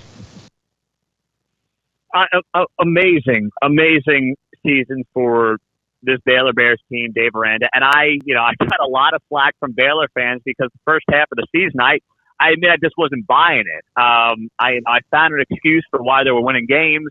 The non-conference was a little soft. The Iowa State game was, you catch Iowa State in September. We all know they stink the first month of the season. So I admit I found excuses for why I thought Baylor was winning. There's no doubt I found it. And I was wrong about that. I've said that many times over. And the year one to year two difference for Dave Aranda is absolutely incredible. And I think it's such, I'm a Big 12 guy first and foremost. I started this site 7 years ago because I thought this conference was getting screwed by the national media, was not getting the credit it deserved from the national media. And that's been proven to be true time and time again. And you think about the last 6 months. OU, Texas are leaving. This is nothing more than a group of 5 conference. Well, how about this year? Baylor, Oklahoma State, both playing in New Year's Six bowls. Look at what UCF just did to Florida. Look at the season that Cincinnati had. Look at the season that Houston had. They all had, very good years. BYU went, 5-0 against the Pac-12 this season. This conference is a major power conference. There's no doubt about it. Texas can go ahead to the SEC. They can have a great time going, 5-7, 4-8 every year. They can cash all the money they want, put it in the bank, and keep crying about it, because this conference is not going anywhere. It's here to stay. And Baylor and Oklahoma State and Iowa State, and I believe, UCF, BYU, Cincinnati all have major cases to make for being consistent top 25 programs. There's no doubt in my mind. As someone who covers the Big 12, how much does bowl season, in your mind, play into the strength of conference? Because I think every single year we look at, the Capital One Bowl Mania conference records and things like that. Do you subscribe to that thought that if the Big 12 does well in bowl season, that's a reflection on the strength of the conference, or has that been dampened a little bit with the COVID and the opt-outs? Maybe a little bit this year and last year, but last year, remember, I think the Big 12 went undefeated in the bowl season, as I recall, and I thought that was a big deal. Now, here's the irony of the whole how the bowl thing shapes up, right? The SEC has a monopoly on this, courtesy of ESPN, where if the SEC doesn't do well in bowl games, it's because they don't care, the game doesn't matter, it's always an excuse. But then if they win, it's the SEC. I mean, that's the brilliance of what ESPN and the media monster that they've created has pushed in the college football world. And it's complete BS. I mean, but it's a charade that they have allowed to go on for so long that the SEC buys into it. And their own people push it. Florida, Dan Mullen last year, after Oklahoma smoked him in that Sugar Bowl game, I mean, he was talking about who wasn't playing, who wasn't involved in this game. Meantime, they lost the game 55-17. I mean, if you're Florida, your third stringer should be able to hang with OU if you are the mighty SEC, and they couldn't come close to doing it. So I just don't like how it's portrayed, which is if you are in the SEC, you don't care about the game because you're an SEC team, everyone wants to beat you, but then if you win, it's, you're in the SEC. That's how it works. Either you think these games matter or you think they don't. I believe they matter. I certainly believe that motivation is oftentimes a deciding factor in these games, but you can't just pick and choose what games matter and what games don't. Pete, the funny thing about the SEC narrative to me is it's really Alabama. I mean, that's the narrative, is Alabama. I mean, there's other good teams, sure, but the one consistency over this time has been Alabama. And it's like saying, well, the SEC is good because of Alabama. It would just be like saying, the Avengers are good because of Spider-Man and not everybody else in the Avengers. I mean, everybody has their strengths and weaknesses, but there's one consistency, and that's Alabama. Everybody else kind of comes and goes, just like every other conference. Like the Big Ten has Ohio State until a couple years from now. Until this year, the Big 12 has had Oklahoma. The Pac-12, unfortunately for them, has had nobody. The ACC had Florida State for a while, and now it's Clemson. And everybody has their big dog, and then the people kind of rotate behind who the second fiddle or somebody, the Johnny-come-lately is. Yeah, there's no doubt about it. I mean, and it's fine. Everyone's got their blue blood, but then the question becomes, all right, you have your blue blood. How deep are you? And I think that's one thing the Big 12 has had for maybe to a lesser extent this year, actually. But I think that overall, they've got a situation where the blue blood has been OU. We all know that. But then the next question is, how deep are you behind that? I think the Big 12 right now has a great case to make to be one of the deepest conferences in America. When you talk about Baylor, Oklahoma State, Iowa State, you throw on a team like, I think TCU is going to come back. I think West Virginia is poised to make that next step. And then you add the 4 new teams. And this conference is going to be in a very, very good place going forward. I love where they're at right now. I love where they're going to be at in 3-4 years. And I think, you strategically want to create that depth. You don't want to add teams and do what the ACC has done, which has become just a weak conference. The Pac-12 is a weak conference. I mean, we know that. There's no ifs, ands, or buts about it. Those are clearly the 2 weakest Power Fives. And even when OU and Texas leave, I admit the SEC is going to be the best conference in America. And the Big Ten will probably still be in that second spot. But there's no doubt that after that, the Big 12 may not have the sexy brand program right now, but it's going to have incredible depth. It's going to be incredibly competitive. And I'm just excited overall about where this league is right now and where it's going to be after OU and Texas decide to head out. Absolutely. And speaking more to bowl season, 2 obviously enormous New Year's 6 games with Oklahoma State and Notre Dame, and then you have Baylor and Ole Miss. How big of statement games are those in your mind for the conference? Because like you mentioned, a little bit of it is, okay, these teams want to be there, and Notre Dame lost their head coach, but got what seems like to be their guy now being the players coach of Marcus Freeman. Let's say, for example, the Big 12 goes 2-0 in those games. How crucial, how big is that for the conference in terms of sending a message to the rest of the country. Well, I think, and you were talking to cut out there. Sorry, the New Year's Six Bowls, right? The 2 New Year's Six Bowls. Yes, sir. Yeah. Mm-hmm. Yeah. So, all right. So, obviously, if you look at Ole Miss, Baylor beating an SEC team in the New Year's Six Bowl is always a big deal. And then for Oklahoma State, I think about them and playing Notre Dame in the Fiesta Bowl. I mean, these are 2 opportunities for the Big 12 to get New Year's Six wins against an SEC team, which has been, for the most part, top 10, top 15 team all year. And then a Notre Dame team that a lot of people, were trying to make the case was college football playoff worthy. I never thought Notre Dame's resume was college football playoff worthy because why? And Baylor fans know this better than anybody. There was no conference championship game. I mean, think back to 7 years ago now when the committee told us college football or conference championships mattered, right? That's the big talking point that we were told 7 years ago. And now there were legitimately serious analysts on national media networks who were saying, well, do you put Notre Dame in over whoever it might be if things break the right way? And I was like, how could you possibly do that when they really didn't have, first off, a bunch of great wins to begin with? They had lost to Cincinnati, and they didn't play in a conference championship game. So I've always been against this idea that Notre Dame was worthy of anything this year. But still, because of that hype around them, if the Cowboys get a great win in the Fiesta Bowl, if Baylor can go down there to New Orleans and get a really good win over Ole Miss in the Sugar Bowl, and by the way, lock up an Ole Miss offense that was one of the best in the country, that'll go a long way. I think one of the biggest misconceptions that some still have for the Big 12 is that it doesn't play defense. This is really a defensive conference, I believe, right now, when you look at kind of where things are at. It's running backs and it's defense. I mean, you look at whether it's Baylor and Abram Smith and that defense, if it's Iowa State and Breece Hall and that defense, if it's Oklahoma State and Jalen Warren and that defense, you can go down the list.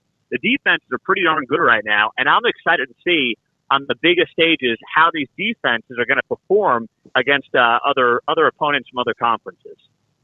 Yeah, Pete, that's one of the things I like occasionally you hear in a press conference and you're like, well, they don't play any defense in the Big 12. And you're like, well, that guy hasn't tuned into a game that takes place in the Central Time Zone in 3 or 4 years. Because now, I mean, what offense terrifies you in the Big 12? Yeah, no, I mean, seriously, I can't. It's not. No, I don't. I can't find one, especially now that Lincoln Riley's left. But even when he was here this year, it was a pretty mediocre offensive team. I mean, everyone knows what Baylor did to them this year. So there really isn't. I mean, what's? I talk about this on my show too. Like the running backs this year, I had a more difficult time figuring out who the top 3 running backs were over the top 3 quarterbacks. The quarterback play was fairly mediocre in the Big 12, whereas the running backs were absolute studs. I mean, voting for all Big 12 running back was incredibly difficult. You could only pick 2 guys. It was one of the most difficult votes I've ever had to make this year in terms of picking 2 running backs in this league for the all first team, all Big 12 team. And, then you look at the defense and the quarterbacks are like, I mean, they were okay. I mean, Spencer Sanders was the first team all Big 12 quarterback, and no offense to Spencer Sanders, but, a Big 12 championship game was embarrassing. But it goes to show you how this league has changed, and this stuff always ebbs and flows.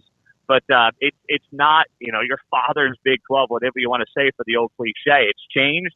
And the fact that there are still people who are considered, credible national outlets saying, the Big 12 doesn't play defense, you're right. They have not watched the game in this league in a couple of years because this has been trending this way, and 2021 was kind of the apex of it.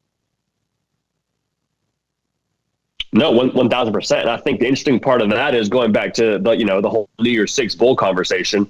Let's say that, things go the worst case scenario for the Big 12 and they lose both bowl games. I still don't really think that's accurate commentary on where the league's headed. And the person who called it before the league even began this year was David Aranda, saying it's starting to more and more and more resemble the Big 10. You're seeing more 12 personnel. You're seeing more running backs that want to get downhill and quarterbacks that are going to be game managers. So I think regardless of this bowl season, it's going to be really interesting to see, okay, where is this league trending and what does that mean for them in terms of what these future teams add? So I guess the question there is, for the future 4, which teams do you think are going to have trouble adapting to the style of play that's going to be in the Big 12 by the time they get there. Well, I think the assuming that we get a situation where Luke Fickell is still at Cincinnati, I think that they are in a very good place to compete in this league. I think that UCF is in a great place to compete in this league. They just added Gus Malzahn, just added a 4-star edge rusher yesterday for his latest recruiting class. I think that he's going to do a very good job. The state of Florida is up for grabs. Miami's in a bad place. Florida State's in a bad place. Florida's in a bad place. So why not UCF? Gus Malzahn's an established name. The Big 12's right around the corner. BYU continues to surprise me in some ways. I think they'll do well. I don't think they're going to be a top of the team in the league. Houston concerns me because Dana Holgorsen is still kind of doing that Dana Holgorsen gimmicky stuff that had him some good seasons at West Virginia, but he certainly was never competing at the top of the league. So I think of all those teams, interestingly enough, Dana Holgorsen may have the toughest time, even though if there's anyone who's built for success in terms of location, being in close proximity to recruiting, obviously, in that Houston area down there, he should have the easiest pick of the litter in terms of getting recruits to now play for his team that's going to be in the Big 12. But I'm just not a Dana Holgorsen guy. I think he's always been fairly overrated. I know he's got a very good relationship down there with Hellman Fertitta, but I think he's going to be exposed again once he's back in the Big 12 because he bailed on West Virginia. He didn't think he could compete for a conference title there. And, for whatever reason, he thinks he can at Houston. But that remains to be seen, and I will have to see it to believe it. All right, Pete, before we let you go, how do you see the Sugar Bowl shaking out for Baylor against Ole Miss? This is a high-flying offense against a very good defense. And if you look at Ole Miss's schedule, I think the only game that's really kind of comparable to it might be Texas A&M, a game that they won. But even still, that's not even really fair given, the differences between A&M and Baylor. Yeah, well, I certainly think it's one of the better matchups of the bowl season for what you mentioned. I think that Ole Miss offense against the Baylor defense is just that matchup in particular is one of the best matchups of the bowl season. So I'm excited about that. And then on top of that, one thing that also benefits Baylor is that Jeff Levy, of course, the offensive coordinator, has his eyes set on, being the next OC at Oklahoma. So, you add those two things in, and I'm saying to myself, okay, and this is what I always think about with bowl games. Who's more motivated? Now, Ole Miss is not a staple in New Year's Six bowl games, right? We know that.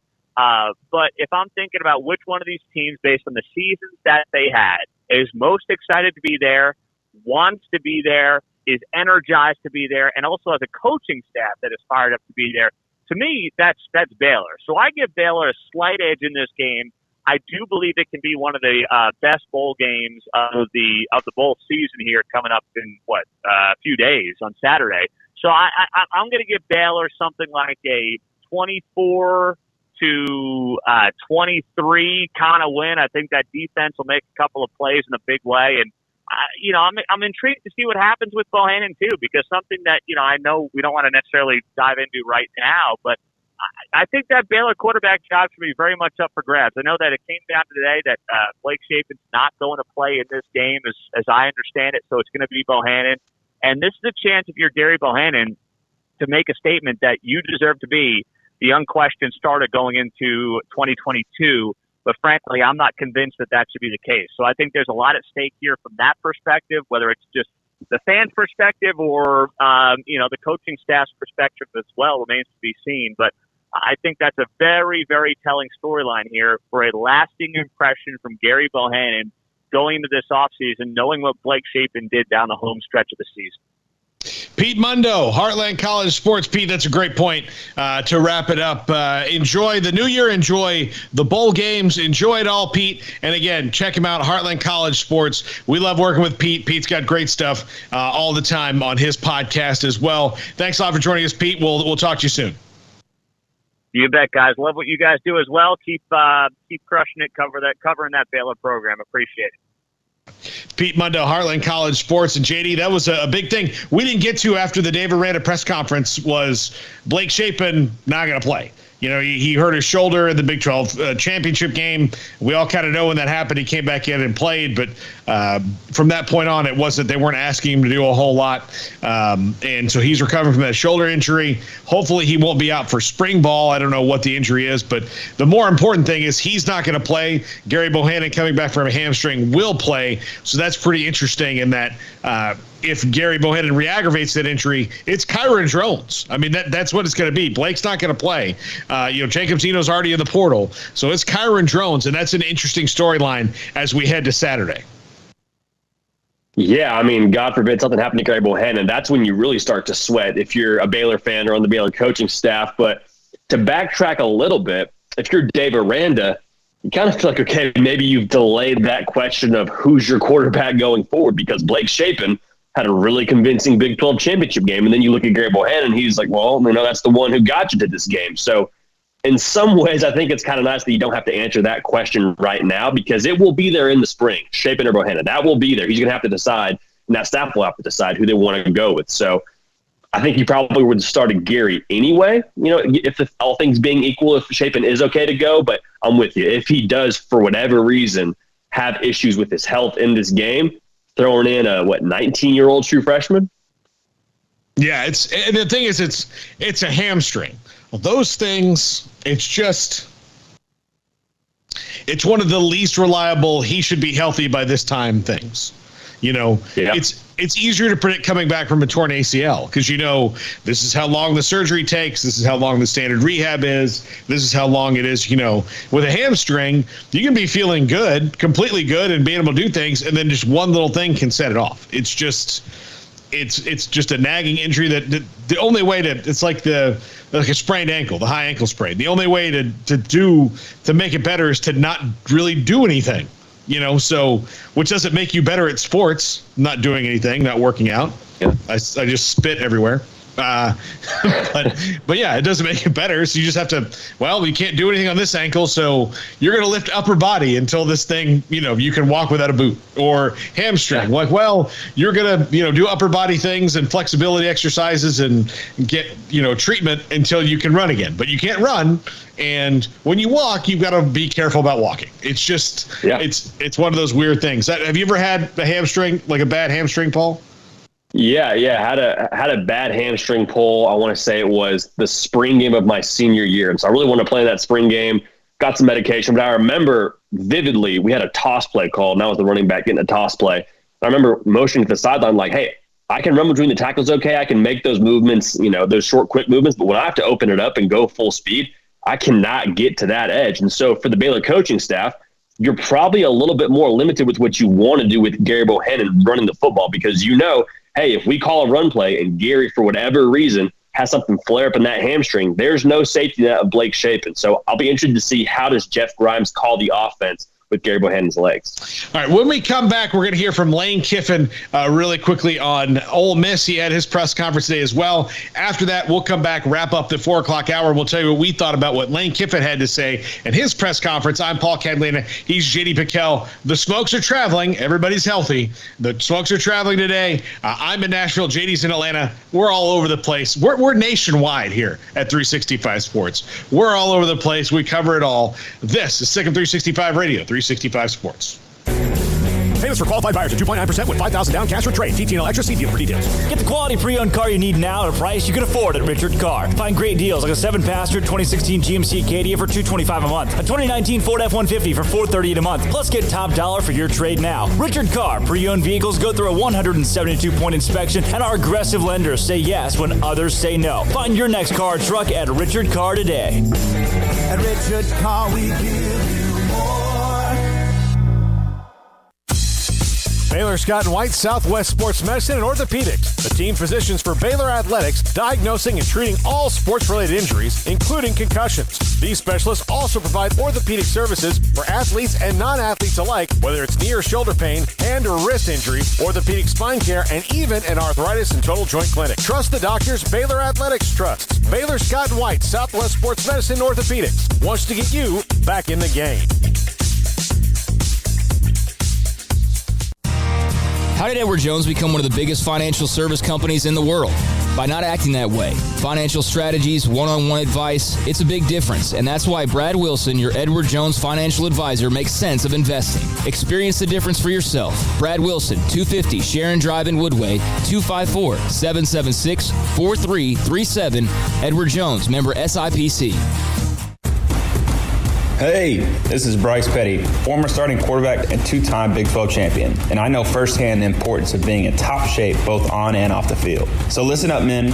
If you're feeling beat down day in and day out and looking for that high-performance edge that separates the men from the boys, then look no further than the Petty Clinic Low T in Waco. Petty Clinic is a comprehensive men's healthcare clinic with an atmosphere catering to men. Board-certified Dr. Kent Petty has a special interest in offering the highest quality medical care to men of all ages. Some of the services offered include screening and treatment for low testosterone or thyroid, infertility, high blood pressure, diabetes, high cholesterol, sleep apnea, while offering comprehensive wellness exams and complete men's health lab panels. High performance men, remember, it's not just a Petty thing. This is Bryce Petty, encouraging you to reach out and Google search Petty Clinic Low T or go to pettycliniclowt.com and get your complimentary lab screening today.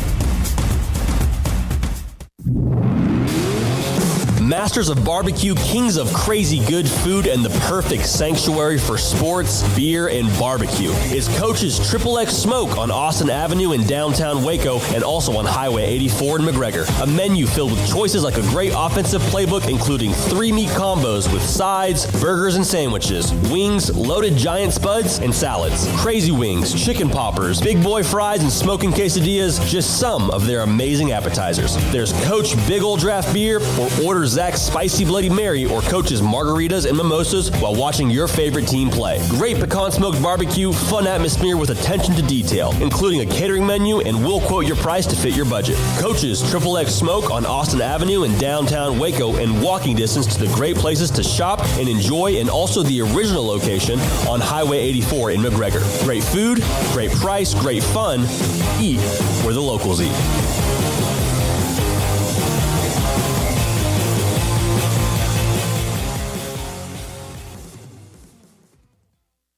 Brad Boozer, Boozer's Jeweler, joins us on Sikkim 365 Radio. I've seen people walk in there. First of all, you have so much to show, whether necklaces, bracelets, rings. You have the watches. You have numerous great watches as well. You really have pretty much everything, don't you, when it comes to jewelry? That's correct. Kind of a one-stop shop and all. And the fact that we have the 2 jewelers on staff, the repairs we can do, the fixing of your jewelry, and the remaking of any jewelry has really set us apart from anybody else. You want to know why they're successful? Brad Boozer, the owner of Boozer's Jewelers on the corner of Valley Mills and Lake Air in Waco. Welcome back to Sikkim 365 Radio. Are you a Sikkim 365 super fan? Then try out our premium subscriptions at Sikkim365.com. Well, we're excited to be in the Sugar Bowl. Obviously, an amazing tradition. For us to be in there in our second year. Just a phenomenal job by our players and assistant coaches, playing a great opponent. Coach Aranda well, not from working with him, but from going against him at a number of places. I think I mentioned before, I remember being at one of the places and there was a stat of, the previous 5 years where he had been. They had the best average per run allowed in the country, combined over the 5 years. So they've always played great wherever he's been, and you can see how hard they play and give people a lot of problems. So it's an exciting matchup. Obviously, COVID's still around and has been an issue, that we're dealing with. And we pushed back as far as we could from going down there. As long as we could, just from getting out of, our protocols here, which are easier to follow. So we will be there eventually. Thank you very much. We'll now go to questions. We'll start with Michael Katz from the Northeast Mississippi Daily Journal. Michael? Hey, Lane, can you hear me? Yep. Just in terms of adjusting sort of on the fly to all the COVID protocols, how has all this kind of changed the way that you guys have prepped over the last few days, and I guess how kids kind of went home for vacation and whatnot? Yeah, we just got back last night, so we practiced this morning. That would have been no different. We came back at the same time as if we were going to New Orleans, so we would have been in New Orleans last night, practicing there this morning, just like we did. So none of the prep part has changed. We're just doing our stuff here instead of there. And that's not, really, actually, these players outside of transfers, none of them have been to a bowl game besides last year at the Outback, which was similar to this because of COVID, where we went a lot more close, where we went close to the game as opposed to a normal bowl week. Our next question is from John Sakawa from WCBI TV in Columbus. What's up, Wayne? I just wanted to talk about, what it says about your team, the fact that there are no opt-outs from this team. What does it kind of show about the cohesion of the crew? I think it's awesome, especially we didn't have a conversation. It's not like someone came in wavering and we had to talk them out of it or go over the pros and cons. I think it says a lot about this team. I think it says the culture that's been created here. And, I think improvement from year one to year two also, when you look at that. And it takes a while for your culture to, set in. So that was really cool to see, to not have to deal with that. We'll next go to Ted Lewis from the New Orleans Times-Picayune. Ted, be sure to unmute. Lane, hi. Two questions for you. First, what can you say about Caden Costa's situation and Ole Miss's support for him and his appeal? And secondly, when you see all the other bowl games, or some of them having trouble, teams having opt out, and yet in other cases, the other big New Year's Six games, teams are coming in as scheduled. What went into your thinking that this would be the best thing to do is delay your coming down as soon as possible, as late as possible? Yeah, ideally from a COVID standpoint, we would come in like a road game, the night before, because that's just think about it. Why are you going to go somewhere early, have your kids walking around a different city, around different people, picture a week of walking around Bourbon Street and everything. I don't think that's really, up there high on COVID protocol. So we stayed as long as they would let us, actually, because of that. So it's a lot easier to monitor kids, have them here where they're used to. There's not a lot of stuff around here with school being out also. So there's not a lot of places for them to go and things. We really, were already scheduled to leave when this came about, where they allowed us, actually literally as people were leaving here before the break, is when they came out and said, with allowing us not to have to go as scheduled for teams. We were already going. Had that been a day or two early, we may have changed even the Christmas part and not let these kids go home for Christmas like I think Michigan did. So I know it's not ideal for them, but you want to do that? Or do you want to go have fun for a week and have players get COVID and they can't play, or we can't even play the game? Next, we'll go to Nick Suss from the Clarion Ledger. Lane, with all this stuff, do you have anybody who can't practice right now because of the spike, or anybody that you think might be in danger of missing the game? Yeah, we do. As you know, from being around here, we're not going to get into that in the number of them or the details of it, but yeah, we do. How are you guys handling testing? What are the requirements? Is it all self-reporting, or is there something the Sugar Bowl is making you guys do with that sort of stuff? Yeah, I'm not getting into all that. But we're doing the best that we can to manage it. Our next question is from London Lawrence from the Daily Mississippian. Hi, Coach Kiffin. You have put a big emphasis on fans in the stands and how it affects the gameplay and, talking about fans staying in the stadium. What are you looking for out of the fans down in New Orleans? What are you expecting from the fans? Well, I hope they show up. I think you never know, especially in COVID, what's going to happen. And, how many, even the ones at bottom, do they keep them? Do they have COVID issues in family? Do they sell them? So I don't think we're going to have any idea, about which side has more fans and how many actual fans are there, being a neutral site game and with all the COVID stuff going on. Next, we'll go to Jude Papillon from the Tulane Hullabaloo. Coach Kiffin, what does being invited to the Sugar Bowl say about the progress that you guys have made over the past few seasons? Like I said in the opening, it says a lot about our players. That in 2 short seasons with COVID shortening the first one and no spring that year, to be in the Sugar Bowl. And crazy enough, someone said the other day, what if you would have played good versus Auburn? Are there, I don't even know if it's even allowed. Are there 3 SEC teams in the playoffs? Because we're sitting there at 11-1. I don't even know that rule. So I'm sure you guys do. So that's crazy to think that you're even that close, to that level in year 2. Just speaks a ton of the players and their performance.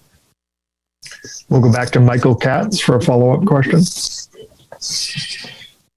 Obviously a lot of stuff behind the scenes in terms of COVID testing and all that stuff throughout the year, but for the most part, this season kind of went unimpeded. Is there a frustration factor from you or your players or anyone that this is all kind of starting to happen right now at the very end of a season that for the most part kind of went about as well as it could have?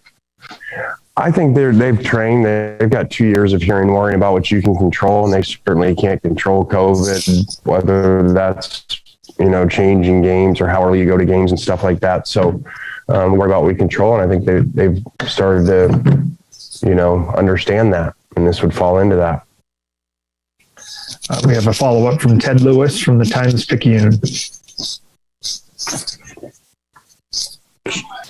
Yes. Lane, I asked you earlier about Caden Costa. You didn't answer that. What happened with him, do you believe? And can you talk about his appeal and where things stand with that? Well, we hope his appeal obviously comes through and that he's back. I can't, with HIPAA, I can't get into anything more than that. Y'all listen up. Let me tell you something about group meals from Rudy's Barbecue. It's got all you need for all the folks you gotta feed, smoked meat, sides, and more. There's everything down to the tablecloth, just like the one that you see at the store. At a bridal shower, it's better than flowers. And a long distance meeting, it'll pass the hours. It'll feed all the cousins at a family function. It's better than potluck at a church luncheon. Next time you need to feed 10 or more, call and order a Rudy's group meal. Next in line. Riverbend Liquor and Wine, Lakeshore Drive at North 19th Street in Waco is a hidden gem. They've got a great selection of spirits, wine, and the most extensive selection of craft beer in Waco in their gorgeous walk-in fridge. And they have an amazing array of high-end bourbons like Pinhook, Weller, Buffalo Trace, Brush Creek, Hotel, Garrison Brothers, Thomas S. Moore, Hooten Young, and Bardstown. Great customer service and a convenient and speedy drive-through window. Riverbend Liquor and Wine. Find out more on Facebook and Instagram.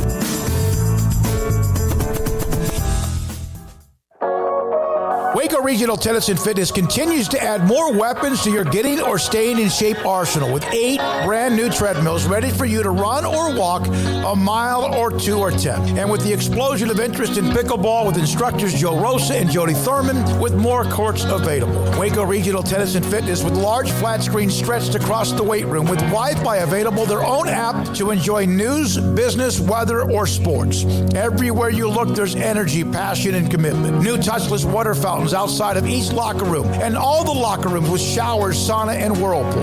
Upgraded PA system throughout the world-class tennis courts with a youth academy led by pro Britt Coleman. Fitness and tennis merchandise available and a tanning bed. I promise you'll look and feel better. You just need to walk through the front door. Waco Regional Tennis and Fitness with personal trainers Christy London and Randall Corley. 40-plus group exercise classes, including twice-a-week boot camp. It's time to react today, not tomorrow. Waco Regional Tennis and Fitness on Lake Shore Drive in Waco.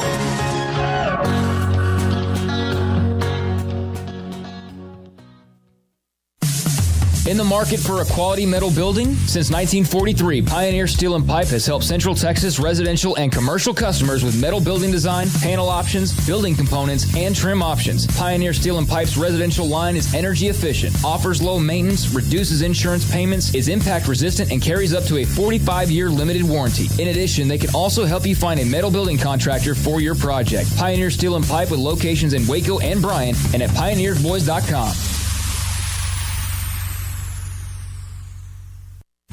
Shorty's Pizza Shack at 12th and Bagby is a homegrown, family-owned and operated must-visit pizza place in Waco. Fantastic pizza by the slice or get the whole pie to share. Great happy hour specials every single day, and it's not just pizza. Great wings. You have to try the Sikkim sauce, chili cheese fries, pizza pillows, and more. Dine in for a great hangout or carry-out. Order online at shortyspizzashack.com or do yourself a favor and bring your crew to the restaurant at 12th and Bagby. Shorty's Pizza Shack. Tell them Paul sent you by.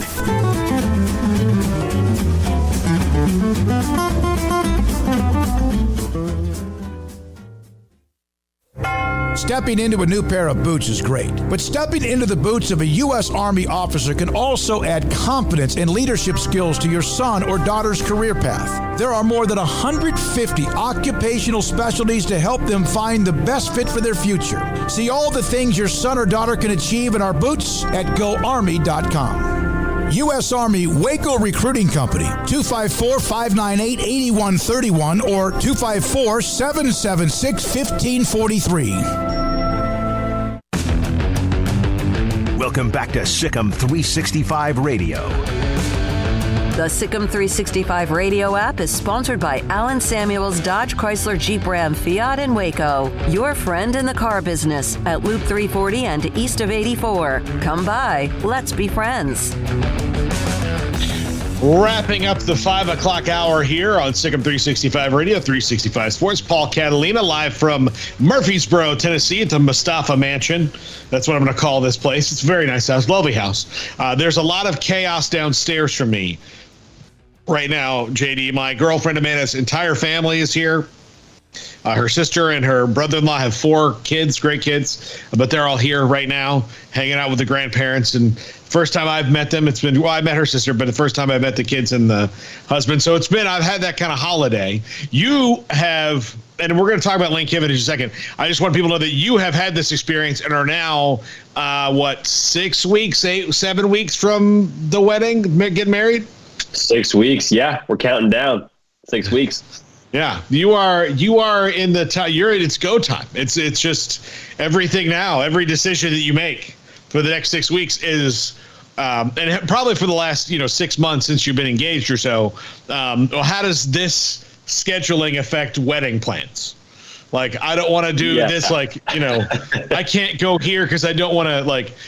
For example, we talked about snow skiing. You would not go skiing in the next 6 weeks because you don't want to have the potential of having like a broken leg or a scrape. You don't want to have that for your wedding. You have to look good for the wedding photos. You have to be ready for the wedding. Yeah. Nothing can derail the wedding. The wedding's got to go. So that's where you are right now. Yeah, I think there's been 2 things. One, the biggest thing is, we have to figure out some way around, all of the COVID scares, because I think the worst case scenario is one of us gets COVID a week before the wedding and there's, however long you have to be isolated for. That'd be the worst case scenario. The much lower stakes is bowl season and figuring out, okay, hey, I would love to watch Cincinnati play Alabama, but also I understand that we have plans, with our friends for New Year's Eve and what is socially appropriate and gives and takes there. So it's been a lot of good conversations and figuring out how to balance it so everyone's happy. But no, 6 weeks, can't wait. And like you said, the decision making has been fine tuned for sure as we've come down to the wire here. I'm trying to figure out how we're going to watch the bowl games on Friday, the CFP on Friday from New Orleans, because during the first game we'll be on the air, and then the second game is New Year's Eve in New Orleans. And while I immensely care about what's going on in that game, I'd also like to experience, a fun time on a holiday. So sure, yeah. You're off the it's- clock at that point, I'm sure. Well, and Amanda is coming with me to New Orleans, so so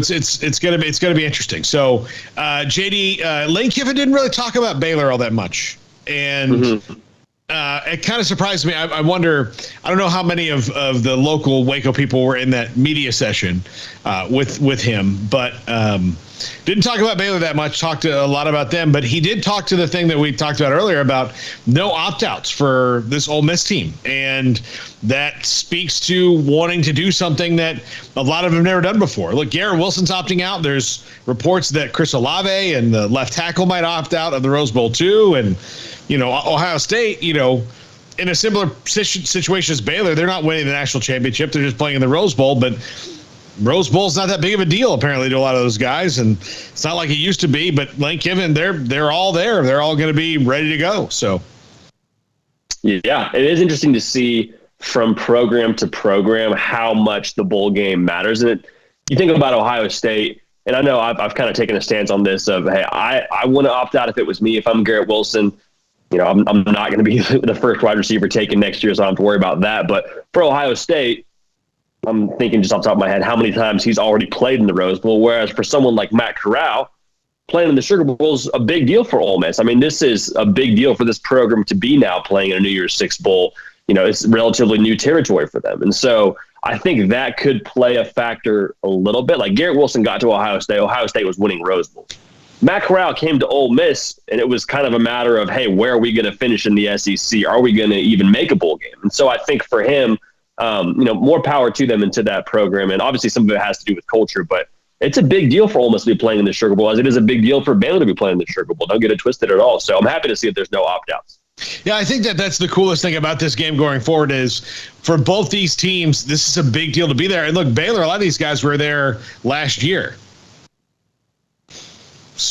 Or 2 years ago, and they're still back. Yeah. Like, there's not the opt-outs. I mean, there's a ton of guys on the team who are in the Sugar Bowl, and it did not go well the last time for Baylor in the Sugar Bowl. They got really kind of pushed around by Georgia, which isn't as a big surprise. That this was the Georgia team that you see now was kind of built on that season 2 years ago, where you've kind of seen them drifting up a little bit. And so that was the team. And look, this Baylor team was built on, I know last year was a disaster, but that game in New Orleans 2 years ago, to me, I mean, that's a big deal. That's something that's still with all those guys who played in that game.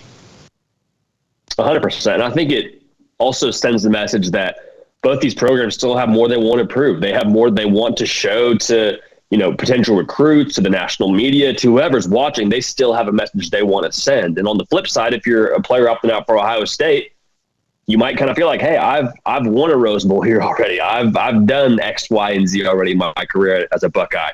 Rose Bowl will be nice, but I've done it before. That's not the case for a lot of these teams. So I think it does add to the purity of the game, and it should add to the excitement of the game, because there's not going to be the excuse if Ole Miss loses or if Baylor loses, hey, we didn't care about the game. It's going to be both teams showed up, gave their best shot, and it's going to be fun to see who gets to come out on top. And hopefully there's no COVID issues as we get closer to game time. And I know Lane Kiffin's been pretty to the vest about that, but it looks like, fingers crossed, we're going to be all set to have a very fair and square kind of game, Paul.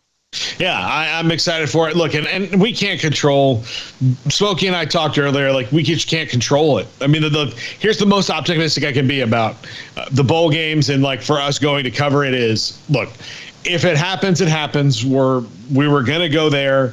We get to come home a couple days early with a belly full of oysters, and we'll be on the ground when it happens if it does. But you just kind of have to roll with it. And I don't fear COVID. I don't live in that kind of thing, So if it gets knocked out, it gets knocked out, and that's what we have to live with. That's kind of the world we've been living in the last 2 years, and so we'll just deal with it. But I mean, things are trending in the right direction, and I do think that, especially for the New Year's Six, they will do everything they can. And look, Pete Mundo made a good point. Starting with Texas A&M, look, when if Boast, the quarterback, their walk-on quarterback, was one of the guys who got COVID, well, I mean, that all right there is like, well, now they can't play because they don't have a quarterback. You know, Dak Calzada's gone. Yeah. They already had a ton of opt-outs for the Gator Bowl anyway because they're good. You know, that A&M team was, you know, even at 8-4, had really elite talent on it, and DeMarvin Leal and Green, the offensive lineman, and all those guys. Like, yeah, they're gonna, you know, Jalen Weidermeyer. Those are elite talent guys. Those are first, second round guys, all going into the draft. So, yeah, the transfer portal got the quarterback who played the whole year. So, yeah, COVID maybe was an excuse, but you know, it didn't probably take that much to whittle that roster down. And then you look around and like all the other ones, like, yeah, there's coaching changes, this going on, there's coaches leaving. Like, yeah, it's a convenient, like it's a good little thing to be like, all right, well, you know, this is too stressful. Let's not do it. And yeah, I'm not saying those teams don't have COVID, but it certainly, I mean, like when you do, like, how much can you, like, I look at it instead of, Pete was a little more cynical about it, but the way I look at it is like, how much can you take if you're a college of a program? Like, all right, we're going to try to do this. These guys are all in the portal. This guy's out for these four guys are out for the draft. We've 8 guys already in the portal. 11 guys have COVID. And, you know, because you spent all these times in position meetings, they're probably a couple of them are all in the same position. So now we're down to the 4th string, this guy and that guy. It's just not like, I'm tired of this headache. Let's just not go. You know, I think that's where it's at. And I think most of it is just exhaustion more than anything else. Yeah, I think some of it too, if we want to get really in the weeds about it, if you're a recruit watching a game and you see an A&M team that shows up there pretty shorthanded and you see on the ticker, hey, they just got stomped by, you know, insert team here. I mean, does that move? I mean, I think some of it too is a little bit of you want to kind of save face to a degree. If you show up in a bowl game and get stomped, that's not a good look for recruits. Here's what I think A&M wants, because they just had the best recruiting class in the history of Texas A&M and one of the best recruiting classes, at least on the day of all time. You know, we'll see if it really is, you know, 3 years from now. But yeah, I mean, like, you know, all-time signing day rankings and what they've done is outside your mind. I think they're just trying to fast forward to let's play with these guys. Let's go to this. Let's skip this. Let's skip this period. Let's skip ahead to the point, you know. Let's fast forward to the time where they're going to be here and getting ready for that. I think that's part of that. Well, JD, Happy New Year, Merry Christmas. Certainly enjoyed having you on the show. JD's got to go, attend to some family stuff before he, packs up some furniture. You got to bring some furniture from the house, right, JD? Yeah, we're gonna go jump in the U-Haul and bring some goodies back to Waco for the soon-to-be new apartment. So fired up for that, but it'll be a blast to get that down to the whack. Yeah, and JD and I are going to do a big 1-2. If you've not seen that show, our show that airs on Wednesdays, big 1-2. We're going to do like a football season recap before basketball starts, and then JD's kind of going to be in and out. I've got to deal with JD's wedding too for a big 1-2. So that's another thing. I got to keep JD wedding healthy and all that for my end. But we'll do a kind of a college football recap and a CFP look ahead as well. Some stuff on there. I'm really glad we decided not to do the bowl pick'em. The scheduling didn't do it because most of the stuff that would have happened we'd just been in the woods right now. Yeah, we did a video on our channel, CFP with JD, and I think the video that came out today, the first 2 bowls, and there's like 5 bowls per video, 2 of those 5 just didn't even happen. And the other ones had players opt out. So yeah, I think we probably dodged a bullet there. Yeah, it's hard to pick. It's hard to pick bowl games when everything you know about the team can change in 1 second because, like, oh, yeah, I'm not going to play in this. Why? I don't want to. Oh, you're not hurt? No, I'm fine. I don't want to. Just didn't feel like it.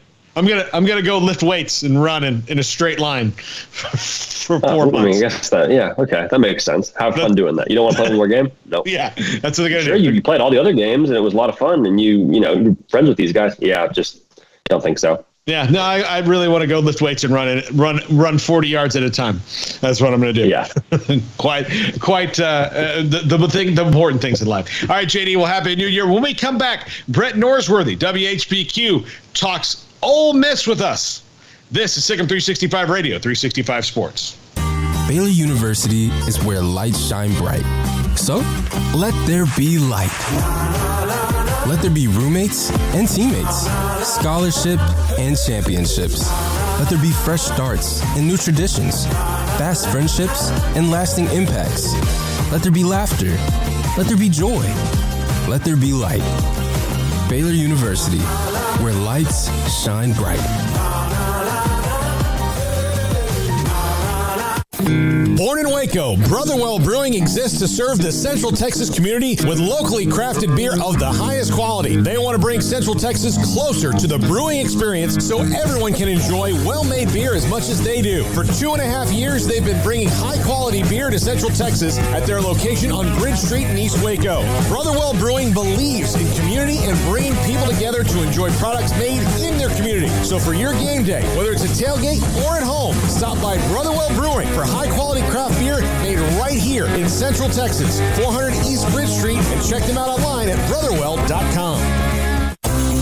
At Ideal MRI, we feel blessed to be a part of the Waco community. We're a small family business right here in Central Texas, and our goal is to bring down the cost of healthcare while maintaining high quality.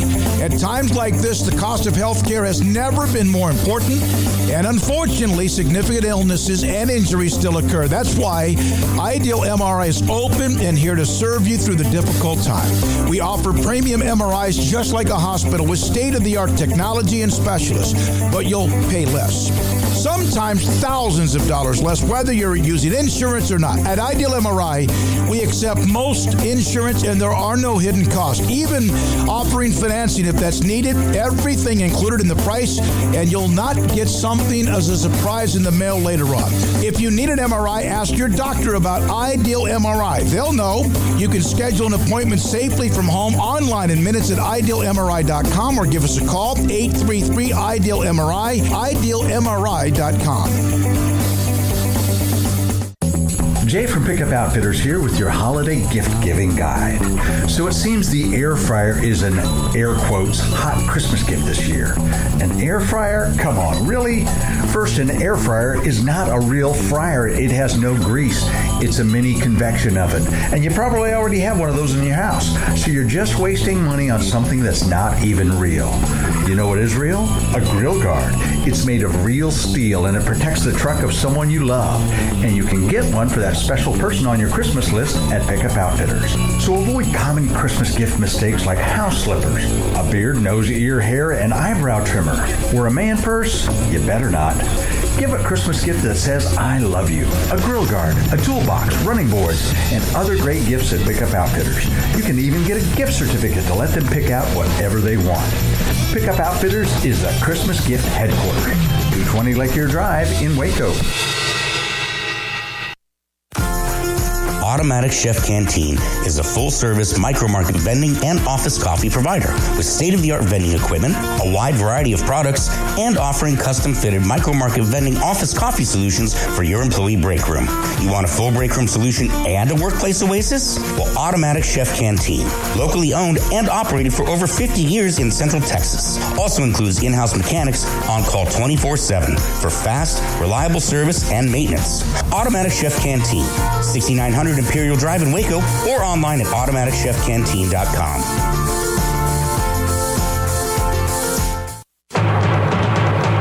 The Big Finish sales event is going on now at Allen Samuels. The new 2022 Ram 1500 Lone Star Quad Cab has values up to $6,750 or 2.9% for 72 months, plus $2,000 bonus cash. First responders get an extra $500. Ram, the winner of the prestigious J.D. Powers Initial Quality. The Big Finish sales event is now at Allen Samuels, 201 West Loop 340 in Waco. Come by. Let's be friends. See dealer for details. All offers have credit requirements. Welcome back to Sikkim 365 Radio. Corral's going to take a shot downfield. He's got Mingo. Touchdown, Rebels. The 5 o'clock hour is sponsored by Edward Jones Investments with financial advisor Tom Albers, staying in touch with you and your money through these difficult and changing times. Edward Jones, making sense of investing. Here's Paul Catalina and J.D. Pickell.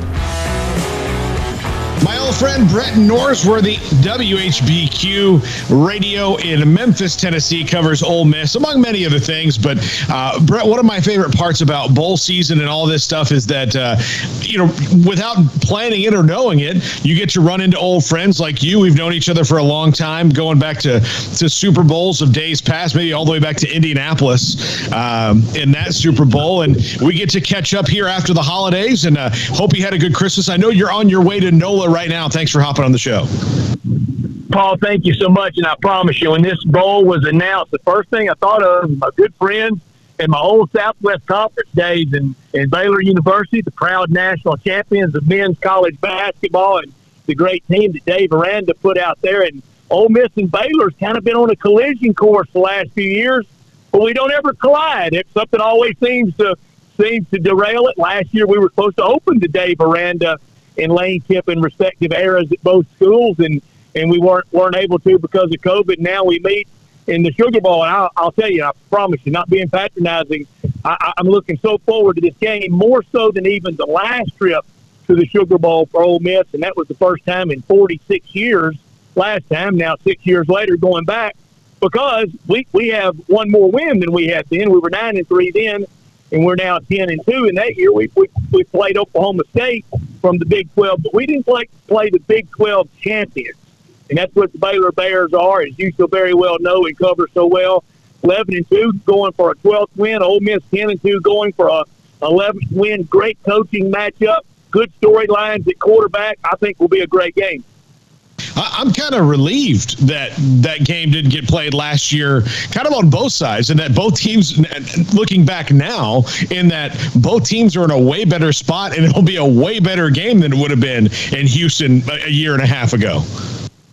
Oh, I agree, and both are in good spots, and both are very similar, kind of the survivor story that both places, both football programs, have really had to plow through. Now, you got a little bit of a head start with the great job that Matt Rule did, but Dave Aranda stepping right in and Lane Kiffin having to pick up the pieces. And Matt Luke left him some players, and Matt Luke did a good job, kind of a suicide mission, taking over after Hugh Freeze with all the NCAA trouble. But both programs so proud with great history. We've only played once. That was a long time ago in a different era. But for me in my Southwest Conference roots, one of my favorite football cards when I was a little kid was the football card of the Houston Oilers of linebacker Bobby Maples, and then into the 70s. For me, I love the Neil Jeffrey 74 team against Penn State in the Cotton Bowl, and Coach Grant Taft and what he stood for, what he meant for college football, and of course Mike Singletary and Walter Abercrombie and RG3. It's going to be a fun matchup, and I hope it's the first of many. We run into each other quite often in the years ahead, maybe even playing for bigger stakes. Yeah, that would be great. Your thoughts on Lane Kiffin and what he's been able to do, rallying this team into not only respectability again, but you're talking about a team that now is on a recruiting stage where they're a few players away from really being players in the conference year in and year out, as long as he stays and can maintain that consistency. Well, Paul, he can just really coach, and a lot of people knew that. And it's times that I have to pinch myself. Now, it wasn't very successful, but it was in the best football league in the world. I mean, the Ole Miss Rebels football coach used to be a head coach in the National Football League. I mean, that is still quite noteworthy. The Ole Miss head football coach used to be at USC. The Ole Miss head football coach for a brief stint 1 year was at Tennessee. We knew we were getting something that still had a lot of untapped potential, and now he's tapping into it. If I had to dub from here on the rest of Lane Kiffin's football story, it would be dubbed, I'm all grown up now. And the football world is learning that the kind of the boy genius is now all grown up and really doing a great job. He taps into, wonderful play from Matt Corral at quarterback. Florida had him. Dan Mullen didn't want him. Matt Luke took him. And I wonder, I bet Dan Mullen would like to have a redo on that one with his quarterback woes this year with the Gators and what it ultimately led to for him. But we got Lane Kiffin win the Outback Bowl last year against Indiana. They were shorthanded, but so were we in that bowl game. They were without their great quarterback, Michael Penix, but we were without about 6 different skill position players, and really just had to be a menagerie, a hodgepodge, like a lot of these rosters are now. And Coach Kiffin sits at 15-7 after 2 years, and if you'd have told me that on the day he was hired, I promise you I would have signed up for it. A lot of players, Baylor doesn't have any opt-outs. Nobody's leaving, even though they've got guys whose eligibility is up. And Ole Miss, the same thing. Is part of it because this means so much to the program, and this is something that on the national stage for Ole Miss, not even for the guys who are opting out, because most of the guys who opt out, not playing in the bowl game doesn't hurt them one way or the other. But for the team, this is kind of what they were shooting for the whole time. Well, it speaks a lot to the two respective head coaches, Coach Aranda and Coach Kiffin, and what they're building, what the inculcation of things in their program and what they're going to be about for the future. And the future for both, very, very, very, very bright. But when your best player, when Matt Corral says, I'm playing in the bowl game, it'd be hard for somebody else to then opt out. And it wasn't anybody else really close. We'll see. As I said, the rosters are always kind of constantly in a state of flux these days, as we know across sports. But Saturday night's going to be fun at the Dome, one of the great settings in all of sports. For a place that's only 46 years old, the Louisiana Superdome, Caesar Superdome, it's one of the cathedrals of sport. It has literally hosted everything you can think of in sports, from Final Fours, Super Bowls, to the Great Sugar Bowls, to national championship games, SEC basketball tournament, and in the late 70s, it hosted the Winn-Dixie Baseball Classic that our play-by-play announcer, David Kellum, did the games on. I didn't know about the Winn-Dixie Baseball Classic.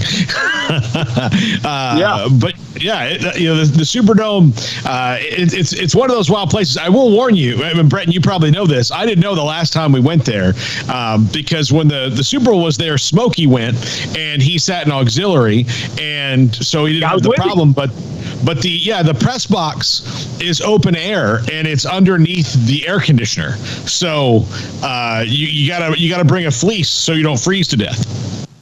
Yeah, I was with him, and that was the Super Bowl. That was Super Bowl 47 when the lights went out. I was with Smokey, and my mother was convinced it was a terrorist attack. She was calling one of my nephews, one of her grandchildren, text Brett, tell him to get out of there now. It's a terrorist attack. I thought, oh no, Mother, you've watched too many editions of 24. But I was with Smokey, and it was the frozen tundra up there, and you're closer to the rover on Mars than you are to the playing surface.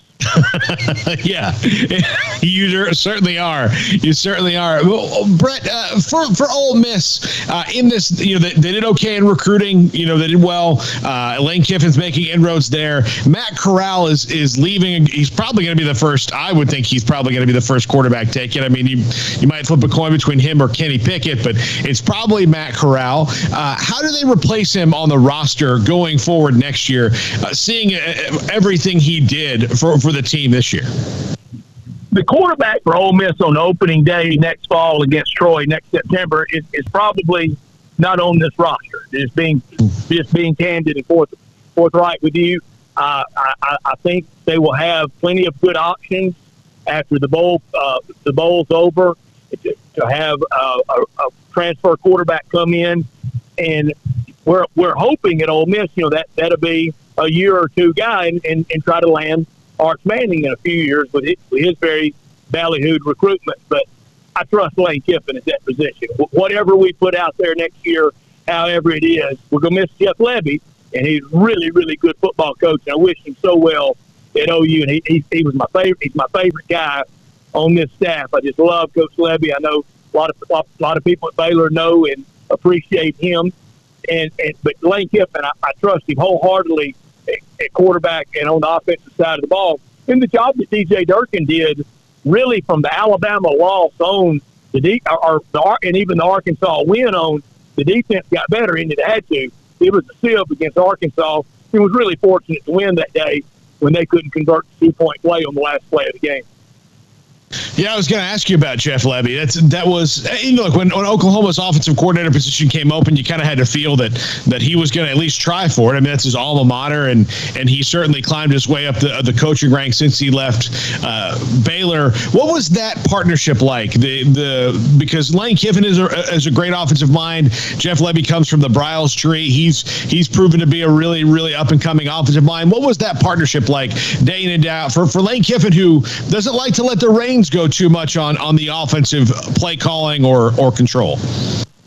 It was spectacular. He would always, and he never referred to him as anything other than Lebby. Never called him Jeff, never called him coach. It was always Lebby this, Lebby that. He just loved him, and his creativity and his great work ethic and what he can do with training and the drills of the offensive side, particularly the skill position. Lane Kiffin gave him all the credit. It was so fun. As I said, he was my favorite guy on the staff. And last year he had a big loss personal loss with a death in the family around the bowl game. And as soon as we got back to the hotel, our football ops guy was trying to whisk him pretty quickly to the airport. You know, Jeff Lebby's everybody's big to me. I'm a little bitty guy. But Jeff Lebby gave me a big old bear hug, had tears in his eyes. I told him, I said, thank you for the great job. And I'm very sorry for your loss. And always fun to be around, always straight shooter with us. And we know this is just a year or two thing at OU on the Brett Venable staff before he's head coach somewhere. Yeah, more than likely. I was a little bit surprised. I mean, I think because of this one, I was a little bit surprised he wasn't on anybody's, even especially a smaller school, maybe on their lips is, hey, let's talk to Jeff Lebby. Yeah, I think he could have had something along those lines, but I also know his agent, and he's a good one. He's kind of giving him the same advice that he's given to others. You need to start at a place where you can really win. There's no need to go to one of these smaller, lower budgeted places. It's really tough for anybody to win there. Yeah, well, I mean, it's worked for Dan. Look at what happened for Dan Lanning just recently. Exactly. or same Kirby. Yeah, Kirby Smart waited his turn. He could have gone to a lot of places before he wound up at Georgia.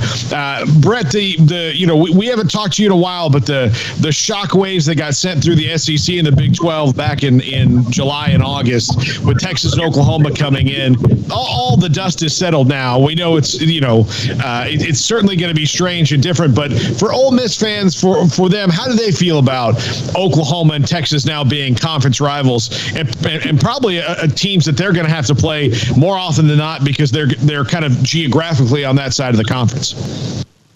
Yeah, it feels like we're going to go to Pied, and it will be more of a Western Pied. It sounds, from everything I've heard, it sounds like Oklahoma, Texas, Arkansas, and Texas A&M will probably be in that kind of that far Western Pied, and Ole Miss kind of more in that Midwestern Pied, and you'll cross over and play the ones, closer to you, like the West. So we will see Texas and Oklahoma quite a bit. Ole Miss fans are excited.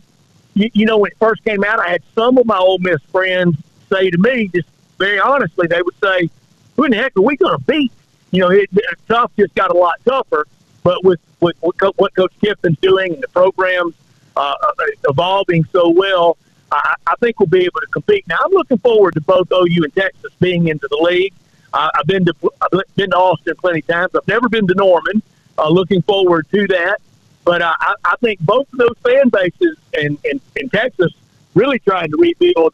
I think they're going to be pretty frustrated a lot of Saturdays with the competition they're going to have to play. Oklahoma, I think, more rightly positioned for this. But the last time Ole Miss played Texas was in 2013 in Austin, and we beat them pretty handily that night. And they got us real good the year before in Oxford in Hugh Freeze's first year. But we know it's always changing. I love people that talk about the next round of expansion and realignment. It's always the next round. It always has been. As I mentioned earlier, we remember the old Southwest Conference, and I miss it. I remember it very fondly, but we know college athletics has always changed. Absolutely. You mentioned Arch Manning earlier. Ole Miss is batting 3 for 4 on Manning's, with Archie, Cooper, and of course, Cooper, and of course Eli. What do they feel the odds are with Arch? Because it's kind of a different game now than when Eli was getting recruited, and he was a highly sought after recruit. Yeah, well, we sure want to make it 4 out of 5, and it'd be such a infusion of enthusiasm for already enthusiastic fan base, and we're basically going to pull a Texas A&M over the next 3 years and tear down the stadium and rebuild it, during the course of those years. And we know what Arch Manning would mean. We know what that story would mean, and not just the story, but his physical and athletic and mental and academic attributes. Everybody wants somebody like that as a part of their program, and nobody's going to make him go there. His granddad's not going to do that. His dad's not going to do that. It's his decision, and if he doesn't go to Ole Miss, I'm going to wish him well, just like I did Peyton. It stung, it hurt, but I wish Peyton well, and nobody can argue that it did not work out well for Peyton Manning. Net worth about $600 million today. I think it worked well for him. Yeah, he's not missing any meals. I don't think he's. I think when they ask him to, they tell him guac is extra. He's like, look, it's fine. Give everybody guac here. I don't care. All good. Yeah. Yeah, all good. Yeah, I'll pay the extra $2. It's not a big deal.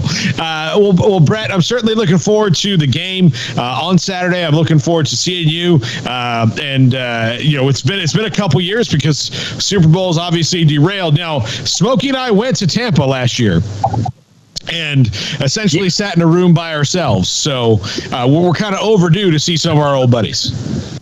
Well, I'm ready to see y'all as well, and we're already haggling with the NFL, kind of the same drill. I think Los Angeles is going to be difficult to deal with for Radio Row this year, but I have missed you guys, I swear. Just like we started this interview, the day it was announced, I said, good, I get to see my old buddies from Central Texas, and it'll be a lot of fun, and sure will be fun. Sugar Bowl is one of the great experiences.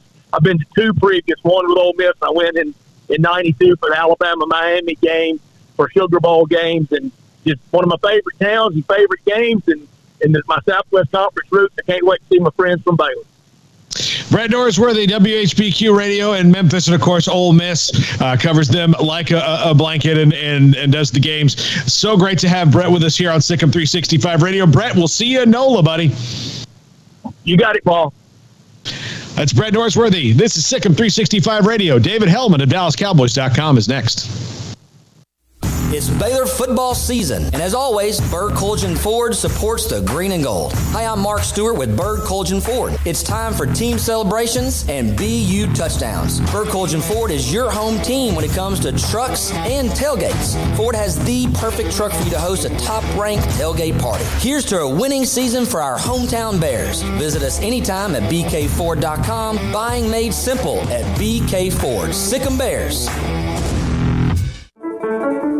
One size fits all. That may be all right for an adjustable belt or cheap sunglasses, but when it comes to your financial needs, no one wants a one-size-fits-all strategy. Cam Heathcott, your Edward Jones financial advisor, knows that his most important goals are yours. That's why he takes the time to understand your needs, knowing you. That's how Edward Jones makes sense of investing. Cam Heathcott, covering Conroe and Houston, 936-756-7717 or cam.heathcott@edwardjones.com. Edward Jones, member SIPC.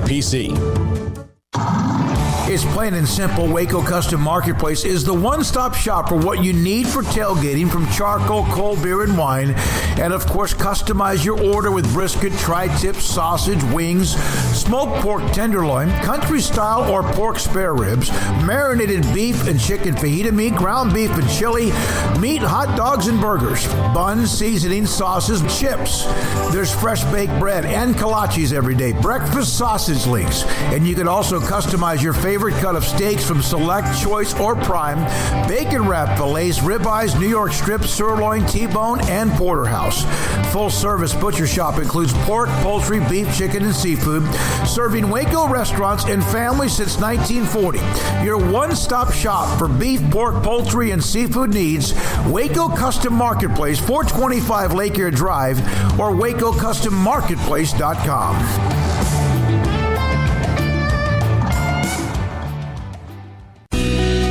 Camille Johnson Realtors guide you seamlessly through the process of buying your dream home or selling your current one. Commercial, farm and ranch, or residential, Camille Johnson Realtors can smoothly and successfully lead you through any transaction. With a team of 28 experienced agents who are excited about serving you, Camille Johnson Realtors services the entire greater Waco area. If you're in the market to buy or sell, contact Camille Johnson Realtors, 104 Midway Center in Woodway, or find them online at www.camillejohnson.com. Camille Johnson Realtors, elegant, charming, warm. Welcome home.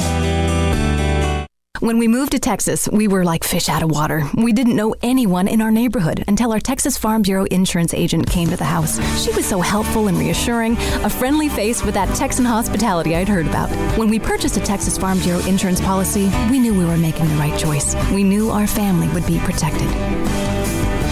Stop by and see our agents at one of our 3 McLennan County locations. Coverage and discounts are subject to qualifications and policy terms and may vary by situation. You know what would make this moment better? Pizza. Dough made from scratch and an Italian family sauce recipe pizza. 3 fresh signature cheeses making a melty blanket of perfection pizza. Like loads of premium toppings like crispy Old World pepperoni, savory Italian sausage, and fresh sliced veggies pizza. That's Marco's Pizza. Visit marcos.com and make any moment better. And with 4 locations in Waco, Belmead, China Spring, Woodway, and soon to open in Robinson. Marco's. Pizza lovers get it.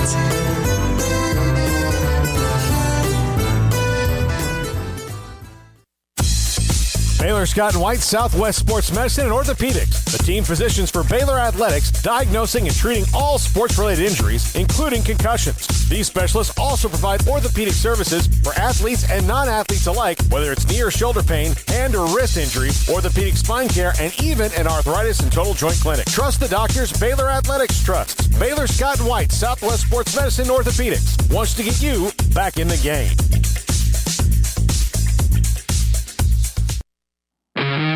Welcome back to Sikkim 365 Radio. Empty backfield, 4-man rush. And that is intercepted. It's DeMarcus Lawrence down the sideline. He goes. And look at that. Into the end zone. It's time for our weekly segment with David Hellman of DallasCowboys.com.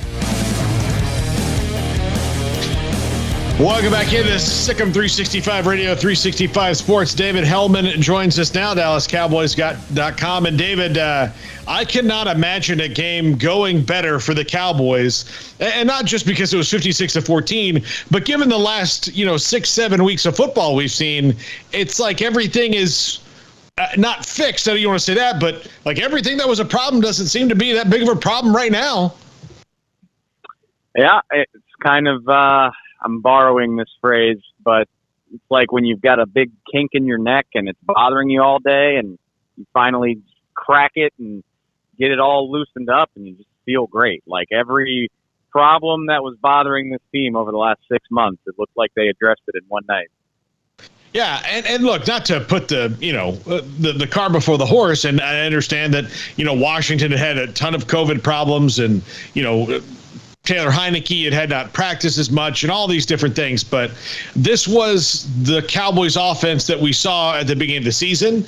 Zeke Elliott only carried the ball 9 times and had 10 total touches, but looked like he had some burst back and they didn't need him to handle the ball more than 10 times. So that worked out for them. So, I know that there's a big game this week with the Cardinals coming up, but this put a lot of minds at ease that this team is still capable of doing this. Even against a depleted team like Washington, it's still a big deal to score 56 points in an NFL game, much less 42 points in a half. Yeah, I mean, Washington's not a very good football team, and they're very depleted, but that was the case 2 weeks ago when the Cowboys struggled to beat them by 7, and that was the case with the New York Giants last week when the Cowboys struggled to score 21 points. So, I mean, 56-14 in the NFL speaks for itself. I don't care who the other team doesn't have or whatever. I mean, you just don't see demolitions like that very often at this level of football. So, no, I mean, you don't get a trophy for it. It's not that big of a deal in the grand scheme of things. But, yeah, to your point, it's nice to see them get clicking like that for the first time in a while because we just haven't seen it over the last month or so. How much of this do you think is that Dak Prescott might be feeling? That calf injury I know is healed, but might be feeling like himself again. Because to me, just watching back on some of the replays and stuff, it looked like his footwork's been a lot better, and he looked so much more comfortable last night. Yeah, I tried to ask him that last night, and he kind of took issue with it. He's been adamant that he's been fine this entire time, but I agree with you. I think whether he might be fully healthy, but that looked like it was lingering in his mind for one reason or another. The accuracy wasn't there. The footwork wasn't there. Some of the plays that he makes as a runner haven't been there. And I'm not even just talking about him scrambling, but the running throw he made for 40 yards to Michael Gallup last night, that's just not it's not an element of his game that we've seen on a consistent basis over the last 5 or 6 weeks. So, like I said, it's awesome if he's healthy, and he says he's been healthy, but maybe he's been self-conscious about it. Who's to say? But I think it looks like he's turned a corner just in the way that he played last night. It was something we really haven't seen much of since he missed that game with the calf injury. And we've been talking about the defense for weeks, and this was the first time the offense has done what we saw, early in the season a while. But this is still a team, though, that's identity maybe has flipped a little bit. That the defense really leads to me on this team. I know the offense was good last night, and they've been good in the past, but this is a defense first team now, isn't it? I don't think I'm ready to say that. I know. That's the narrative right now, and I'm not trying to take anything away from the defense. 14 takeaways in 4 games in the month of December speaks for itself. But this whole time, even when they were struggling, I'm like, that's an awful lot of money and an awful lot of firepower and Pro Bowls on the offense for me to say that the defense dictates the way that this team plays. There just aren't that many teams in the NFL that are capable of scoring 40 points and a half. And the Cowboys have done it a few times this season. Obviously, a lot of that coming in the first half of the year, but still, they have that potential. And that's kind of the fun thing for me is you don't have to choose. They have both of those things. They have an offense that can score 40 points and a half, and they have a defense that's capable of taking the ball away 2 to 4 times a game. And you're not going to get them both humming like that in the same game very often, but it's very intriguing and exciting to think that they have the potential to turn that on in the playoffs. The game against the Cardinals this week is huge. Look, the Cowboys have already won the division, but the closer they can get to having the best record, which again is going to be hard. They have to rely on the Packers to lose games to get to that point, to get the bye. But how much do you put into the Cardinals' recent dip as it goes into this week? Or like we did with the Cowboys this week, if we had paid any attention to the dip, 56-14 would have been an even bigger shock. Yeah, it's always super early in the week. I've watched Cardinals anecdotally. I watched their game on Christmas night, out of the corner of my eye, and I've watched them play 2 or 3 other games this year. I don't have an intimate understanding, but they look like a team that's missing DeAndre Hopkins. I've used this analogy a lot for the Cowboys, but the Cardinals kind of look like they're going through something similar where they haven't found their changeup for when a defense is taking away their fastball. And I think without a guy like Hopkins who can win reliably one-on-one, they're struggling with that. You're talking about a guy like Christian Kirk who thrives in the slot is now having to play outside, and maybe he doesn't win as often as he's used to. So I think they're kind of trying to find their way without their first pitch. And as we have seen with the Cowboys, it can look pretty rough for a few weeks, but if you get the right game plan and the right opponent and hit your marks the way you're supposed to, I think they're still plenty dangerous, especially when they have a guy like Kyler Murray.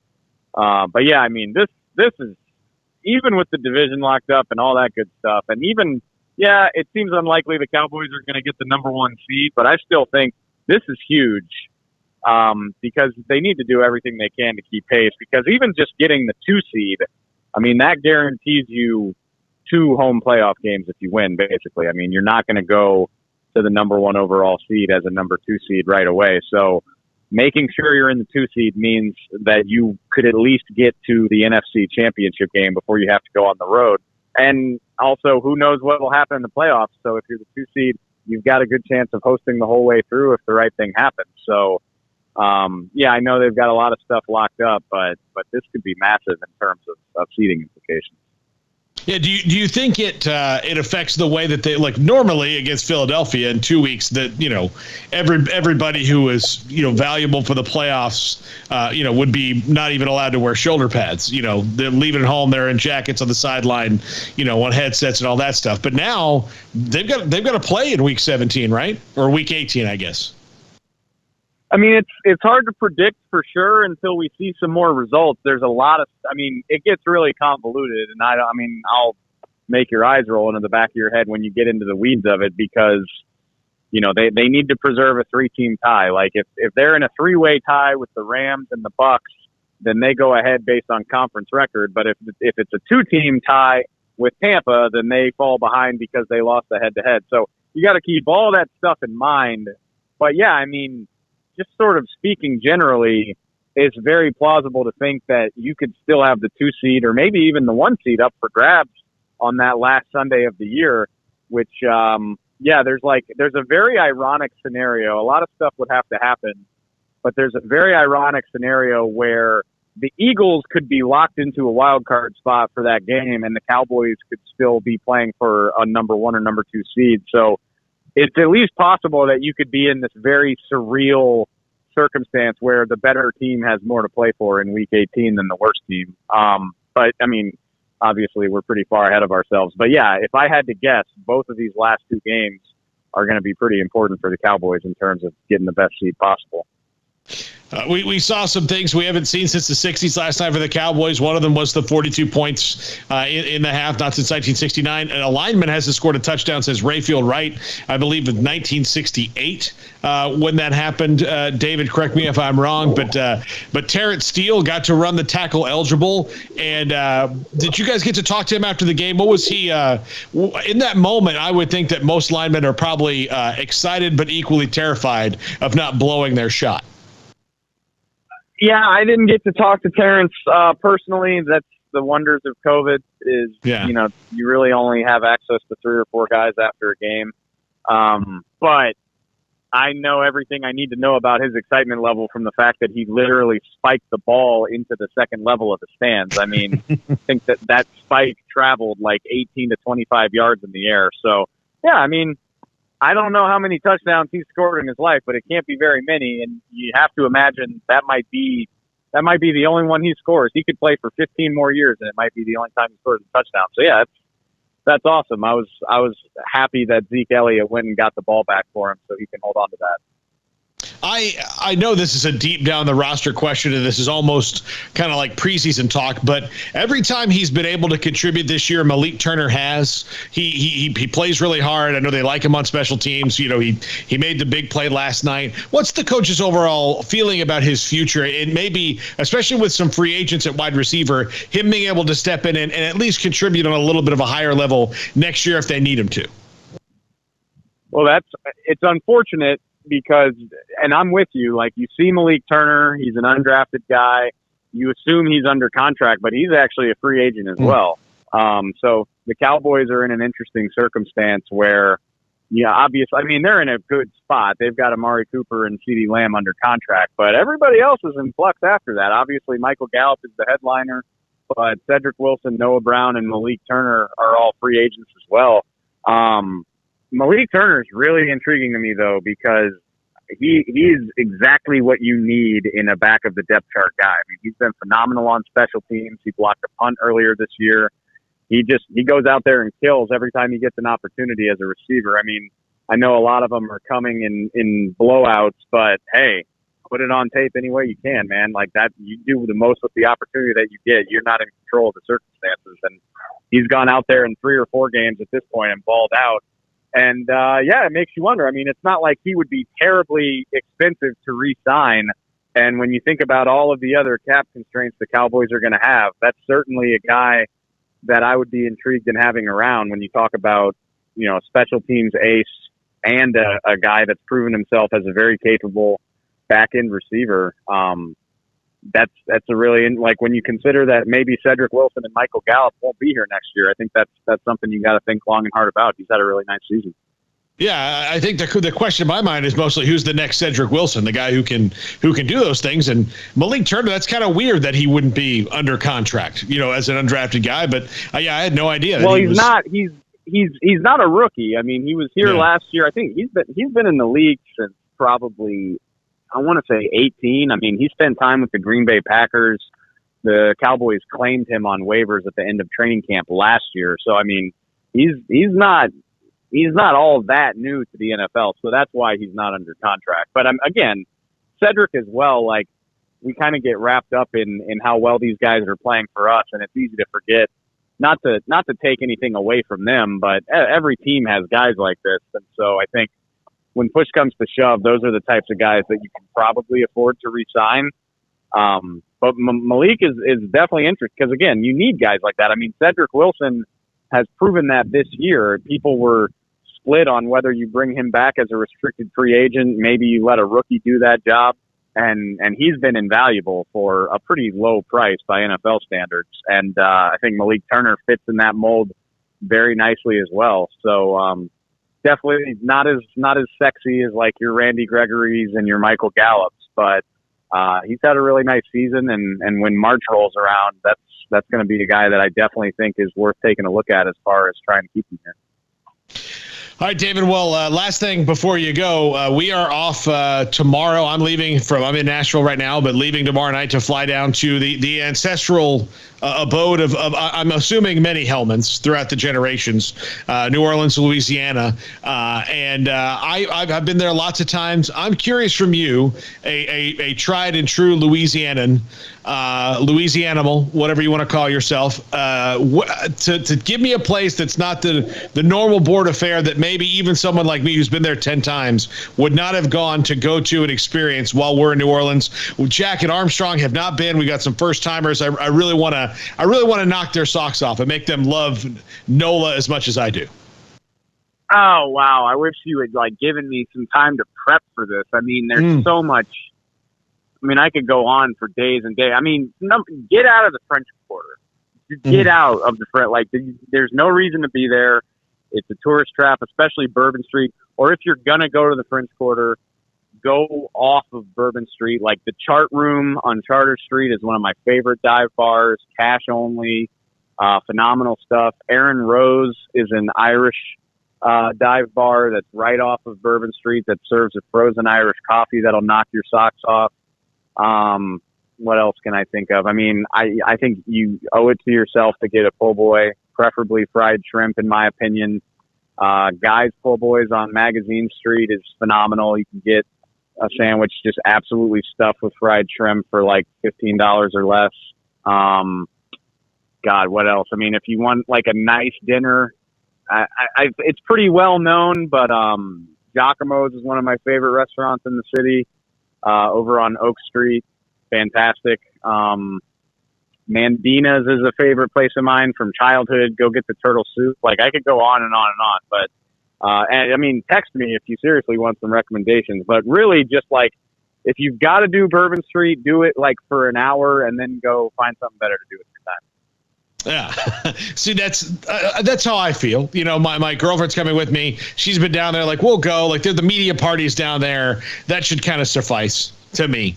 You know, I was on Bourbon Street New Year's 2 years ago when Baylor was in the Sugar Bowl. That was fine.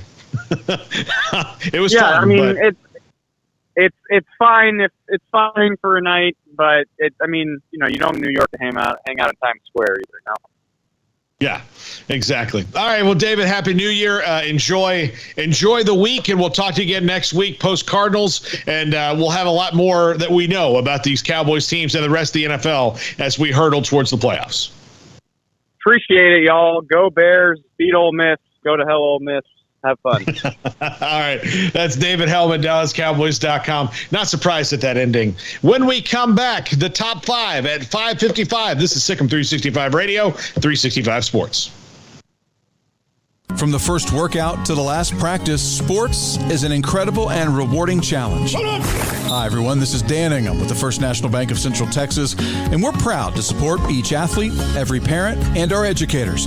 From families, small businesses, to the biggest industry, we're here to help. With remarkable products like mortgage lending, we've got banking ideas that fuel big dreams. The First National Bank of Central Texas. Familiar faces making local decisions. Member FDIC, Equal Housing Lender. Three Nations Brewing Company has 16 different beers on draft with a new beer every Friday. It also offers 2 air-conditioned tap rooms, a large indoor beer hall, a second-floor mezzanine offering a great overview of the brewing company and equipment and patio where you can relax under the shade. Plus, you can now experience the new Three Nations Beer Garden Grill on our shaded patio with socially distanced seating for your enjoyment. Grab a cold beer and enjoy a bite from our freshly prepared and delicious menu. Street tacos, quesadillas, freshly cooked burgers and dogs, and veggie burgers too. State Fair tornado fries, nachos, and so much more, all prepared and cooked on site. So come visit the award-winning Three Nations Brewing Company on East Vandergrift off I-35 in Carrollton. With so many companies and policies out there, it gets so confusing shopping for insurance, and I never know if I'm getting the policy that's right for me. Luckily, I met the team at the Niche Group Insurance Agency. With the Niche Group, you can go to one company and get access to coverage options from many insurance carriers, and you get to speak to a real person about your specific coverage needs. With the Niche Group, I know I'm getting the right coverage at the right price. If you need insurance, talk to the experts at the Niche Group at 1-800-258-8302. The year is wrapping up, sports bettors, but BetUS still has your NBA, NHL, college football bowls, UFC, PGA, and of course NFL betting lines up for their 27th year. Live betting on all of it. Log in to BetUS.com today. Use our promo codes SICK'EM125 for 125% bonus on cash, or SICK'EM200 if you use crypto. So use the 3-decade leader, BetUS.com. Use promo code SICK'EM125 and SICK'EM200. One size fits all. That may be all right for an adjustable belt or cheap sunglasses, but when it comes to your financial needs, no one wants a one-size-fits-all strategy. Ben Erlinson, your Edward Jones financial advisor, knows that his most important goals are yours. That's why he takes the time to understand your needs, knowing you. That's how Edward Jones makes sense of investing. Ben Erlinson, 100 North 6th Street in Waco, 254-759-8533. Edward Jones, member SIPC. Payments for qualified buyers at 2.9% with $5,000 down, cash or trade. TTL Extra. See deal for details. Get the quality pre-owned car you need now at a price you can afford at Richard Car. Find great deals like a 7-passenger 2016 GMC Acadia for $225 a month, a 2019 Ford F-150 for $438 a month. Plus, get top dollar for your trade now. Richard Car. Pre-owned vehicles go through a 172-point inspection, and our aggressive lenders say yes when others say no. Find your next car or truck at Richard Car today. At Richard Car, we give you more. Do you or your kids get nervous about going to the dentist? Stonewood Dental, Dr. Steve Childress, he can help. I've spent a career taking care of patients who as children had bad experiences, and now they're adults that hate going to the dentist. If I get a kid at 3 years old and they come every 6 months and it's a happy experience, it's normal for them. Now they have an accident at 6 or 7 or 8 at school. Now they have a broken tooth or a trauma, and they have to come here. They're used to lights, they're used to water in their mouth, they're used to experience, they already trust us. It's amazing what we can do with that kid without it being a negative thing. But if I see a 6 or 7 or 8 year old that's never been to the dentist, and now they have a trauma or an unfortunate unexpected toothache, it's harder to do that for that kid and it not be somewhat of a negative experience. So bottom line is I try to teach kids and adults and teenagers and everybody the way I'd want my family treated, which is where it's a necessary part of life. You just take care of it. It doesn't have to be that big a deal. Learn more, stonewood-dental.com. Welcome back to Sikkim 365 Radio. This is Paul Catalina's Top 5 at 5:55, presented by Champion Salon and Barber. To book your appointment, go to championsalonandbarber.com. All right. Time for the top 5 at 5:55. Paul Catalina, Jack McKenzie, and Armstrong Sims sitting in what I am only looking at now is a very dark studio. I don't know why, guys. It's so dark in there. I know that we're not there. You're trying to save electricity, but are you two dudes just happy sitting around in there in the dark before we get to the top 5? Well, it's a lot lighter earlier because the windows are open. Yeah. Oh, okay. And it just got dark. It's really not too bad. Okay. Good deal. All right. So usually, I have Smokey and Craig to comment on the top 5. Oh, yeah. See, it's not that dark. All right. It's just the set that's dark. The set is dark. There's Armstrong and Jack there. All right. Top 5 coaches with nowhere to go but up. I'm trying to be, as we hurdle through the New Year, guys, I'm trying to be more optimistic. I'm trying to not be such a pessimist and a grouch, which I know the two of you do not believe is possible for me. Yep. That's all I'll say. Just yep. So here are the top 5 coaches with nowhere to go but up. Good news abounds for these programs. Number 5 is one that's kind of obvious. A program that's been stuck in the mud for about 15 years now. USC. Lincoln Riley at USC. Nowhere to go but up because the coaches after Pete Carroll have been nothing but disappointing. And for a variety of reasons. But the biggest part is, look, right now, they've got commitment to the program. He's getting recruits in. USC, nowhere to go but up in their fans' minds because the difference between 6-6 and 3-9 to a blue blood like USC is pretty negligible because if you're playing at a meaningless bowl game or barely making it every year, what's the point when you expect national championships? Honestly, I've got to agree. I mean, maybe that will go away quickly, but right now, any sign of a turnaround will be honestly overhyped by USC fans. I would say, yeah. I just think that if Lincoln Riley, if he doesn't have a significant upturn, that's bad news. Yeah, he's nowhere to go. But I mean, how can you make it worse than it's been? Yep.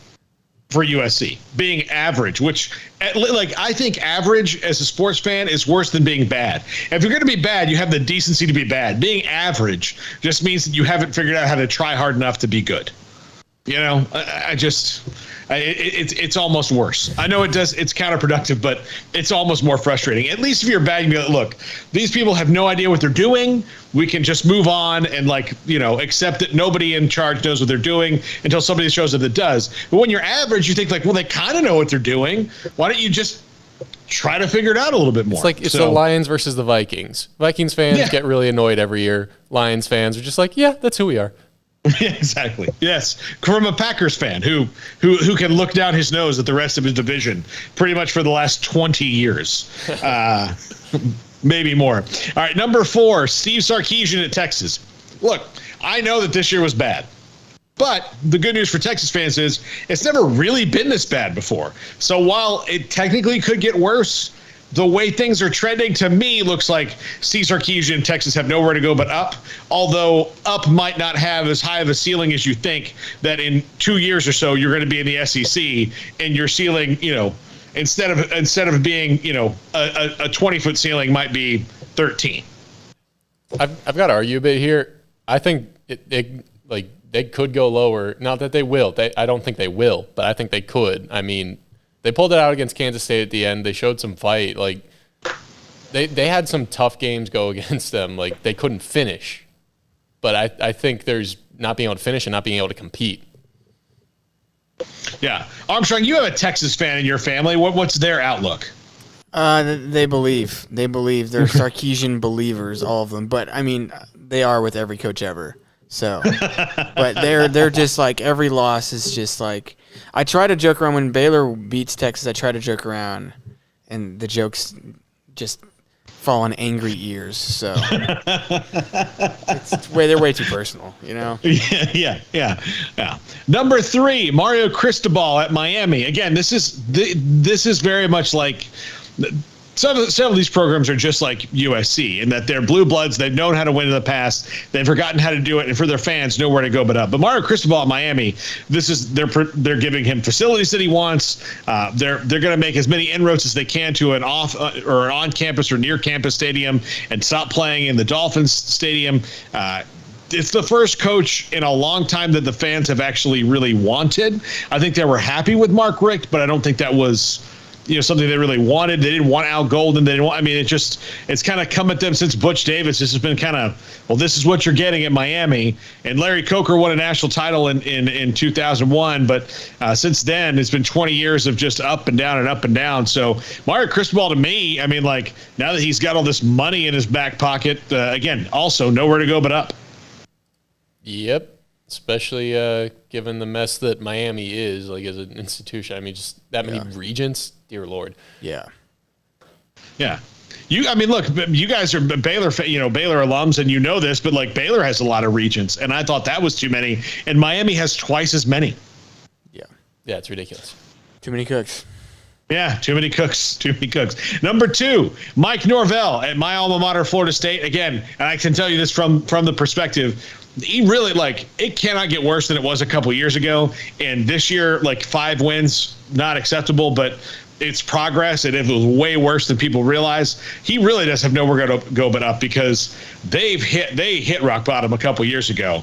And, it was bad. Rock bottom might have actually been this season when they lost to Jacksonville State. So, again, nowhere to go but up. I'm optimistic. I think he's the right guy to do it, at least in this phase. He might not be the guy for, phase 2 of this, but to get it back to respectability, I think he's the guy.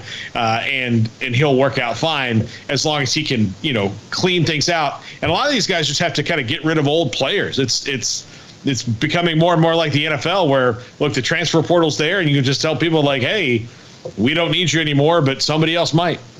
Yeah. They probably needed that recruit who they lost out to an FCS school on. But, Travis Hunter. Yeah. Yeah. Look, here's the thing. I'm optimistic. Again, this is a new year, new look on life. That in 2 years he might say, "Look, I'm tired of completely dominating everybody I play in every game, and I want to be challenged. So I'll go to Florida State." But who knows? Who knows? It's still, that one will. As happy as I am for the HBCUs to start getting, because they used to have players, Walter Payton and Jerry Rice and all those guys came out of HBCUs. See Steve McNair. As happy as I am to see them getting, the uptick, I'm equally disappointed that it was at the expense of my team. It's fine. Take somebody else's best player, not ours. It's not right.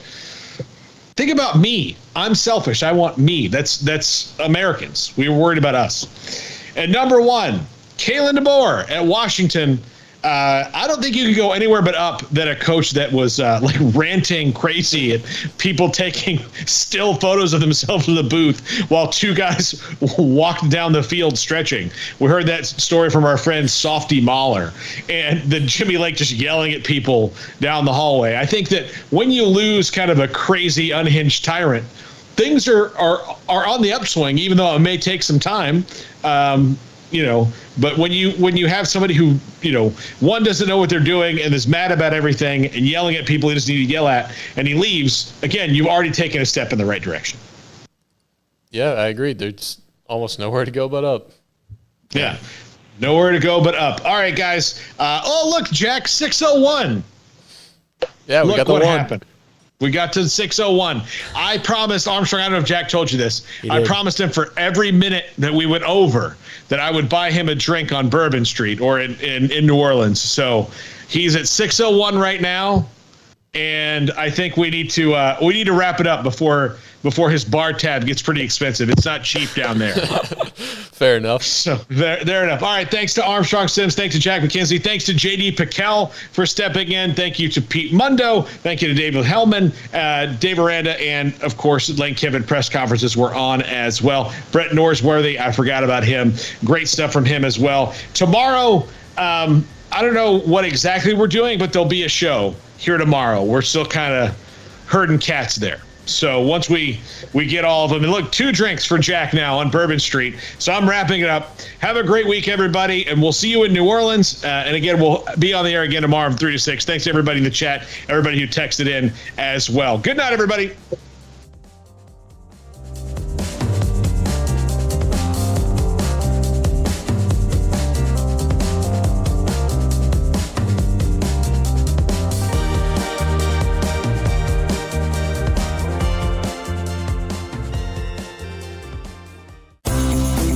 Ideal MRI is a small family business right here in Central Texas. We're open to support you while lowering the cost of healthcare bills. When you need an MRI, ask your doctor for an Ideal MRI. Visit us at idealmri.com or call us at 833-IDEAL-MRI.